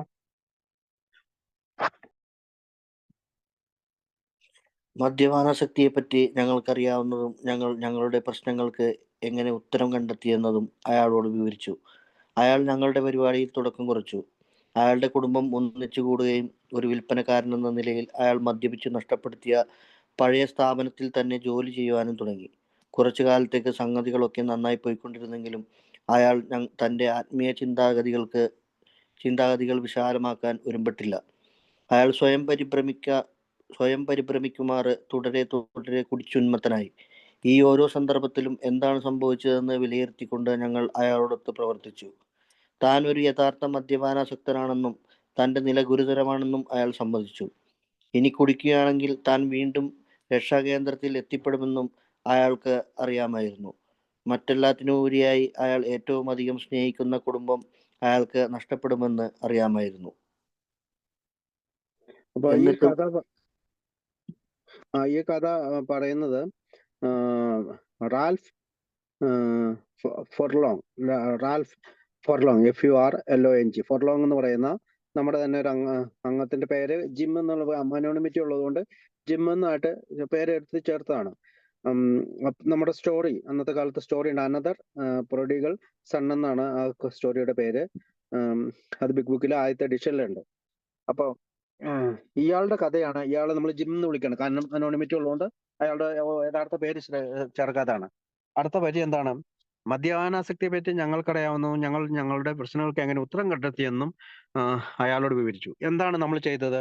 V told him what we new of alcoholism step 1 and the answer step 2 and 3. അപ്പം നമ്മൾ അയാളോട് മദ്യാസക്തിയെ പറ്റിയും അതിന് പരിഹാരം കണ്ടെത്തുന്നതിനെ പറ്റിയും പറയും. അങ്ങനെ അവൻ ഹി മേഡ് ബിഗിനിങ്, അതിനാണ് ഞങ്ങളുടെ പരിപാടിയിൽ തുടക്കം കുറിച്ചു എന്ന് പറഞ്ഞു. അപ്പൊ നമ്മുടെ ആത്മീയ പരിപാടിയായ 12 പടികളിലൂടെ അയാൾ സഞ്ചരിക്കാനായിട്ട് ശ്രമിച്ചു. ഹിസ് ഫാമിലി വാസ് അസംബിൾഡ് എന്ന് വെച്ചാൽ വീണ്ടും ഫാമിലി തിരിച്ചു വന്നു. And he began to work as a salesman for the business he had lost through drinking.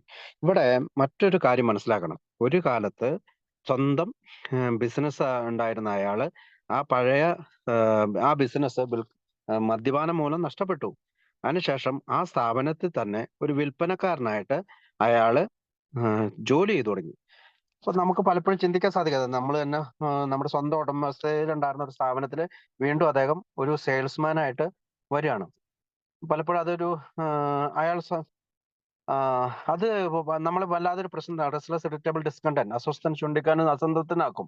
കുറച്ചു കാലത്തേക്ക് സംഗതികളൊക്കെ നന്നായി പോയിട്ടിരിക്കുന്ന അയാൾ തന്റെ ആത്മീയ ചിന്താഗതികൾ വിശാലമാക്കാൻ ഒരുമ്പെട്ടില്ല. അതൊരു വലിയൊരു കാര്യമാണ്. അതായത് നമ്മുടെ സ്പിരിച്വൽ ആയിട്ടുള്ള നമ്മുടെ life all went well for them but he failed to enlarge his spiritual life. നമ്മൾ ബില്ലിന്റെ കഥയിൽ പറയുന്നുണ്ട്. നമ്മൾ ദേർ ഇസ് എ സൊല്യൂഷനിലും അത് പറയുന്നുണ്ട്. ആത്മീയ പരിപാടി വികസിപ്പിച്ചില്ലെങ്കിൽ നമുക്ക് കുടി നിർത്താൻ സാധിക്കില്ല എന്ന് പറയുന്നത്. അപ്പൊ ഇവിടെ അത് പ്രത്യേകം പറയണം. ഇയാൾക്ക് 1-ാം പടി മനസ്സിലാക്കി കൊടുത്തു, അയാൾക്ക് 2-ാം പടിയും 3-ാം പടിയും ഒക്കെ മനസ്സിലാക്കി കൊടുത്തു, നമ്മളുടെ പരിപാടികൾ അയാൾ തുടക്കം കുറിച്ചു.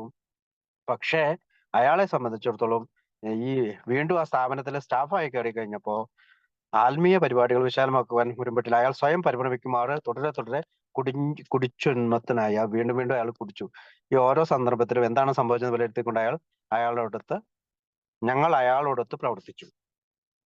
പലപ്പോഴും ആൽക്കഹോളിക്സ് അനോണിമസിൽ അംഗങ്ങൾ പറയാറുണ്ട്, അയാൾ വരട്ടെ, അയാൾക്ക് വേണമെങ്കിൽ വരട്ടെ, അയാളുടെ സമയമായിട്ടില്ല, അയാൾക്ക് എന്തോ പറ്റിയിട്ടുണ്ട്, അയാൾക്ക് ഇനിയും സമയമുണ്ട്, പിന്നീട് മതി എന്നൊക്കെ പറയുമെങ്കിലും നമ്മൾ യഥാർത്ഥത്തിൽ ഇവിടെ മനസ്സിലാക്കേണ്ട ഒരു കാര്യം, ഒരു മദ്യപാനാസക്തനോടൊത്ത് പണ്ടത്തെ പഴമക്കാരെല്ലാം പ്രവർത്തിച്ചിരുന്നു എന്ന്. മദ്യം കഴിക്കുകയാണെങ്കിൽ പോലും ഓരോ സന്ദർഭത്തിൽ എന്താണ് സംഭവിച്ചെന്ന് വിലയിരുത്തിക്കൊണ്ട് ഞങ്ങൾ അയാളോടൊത്ത് പ്രവർത്തിച്ചു എന്ന് പറഞ്ഞാൽ കുടിച്ചിരുന്നപ്പോൾ പോലും അയാളോടൊപ്പം സമീപിച്ചിട്ടുണ്ടാകണം. താൻ ഒരു യഥാർത്ഥ മദ്യപാനാസക്തനാണെന്നും തന്റെ നില ഗുരുതരമാണെന്നും അയാൾ സമ്മതിച്ചു. ഇനി കുടിക്കുകയാണെങ്കിൽ താൻ വീണ്ടും രക്ഷാകർത്തത്തിൽ എത്തിപ്പെടുമെന്ന് അയാൾക്കറിയാമായിരുന്നു. എല്ലാറ്റിനും ഉപരി അയാളെ ഏറ്റവും അധികം സ്നേഹിക്കുന്ന കുടുംബം അയാൾക്ക് നഷ്ടപ്പെടുമെന്ന് അയാൾക്കറിയാമായിരുന്നു. അയാൾക്കെല്ലാം അറിയാമായിരുന്നു. അയാൾക്ക് വീണ്ടും അസൈലത്തിലേക്ക് അല്ലെങ്കിൽ ഇതിലേക്ക് പോകേണ്ടി വരും, തന്റെ ഫാമിലി നഷ്ടപ്പെടും, എല്ലാം നഷ്ടപ്പെടുമെന്ന് അയാൾക്ക് അറിയാമായിരുന്നു. എങ്കിലും അയാള് കുടി തുറന്നുകൊണ്ടിരുന്നു. അത്രയും പറഞ്ഞുകൊണ്ട് നമുക്ക് ഇന്നത്തെ ഇത് നോക്കാം. ബാക്കി ഭാഗം പേജ് നമ്പർ 35 മുതൽ അടുത്ത ശനിയാഴ്ച സംസാരിക്കാം. Thank you.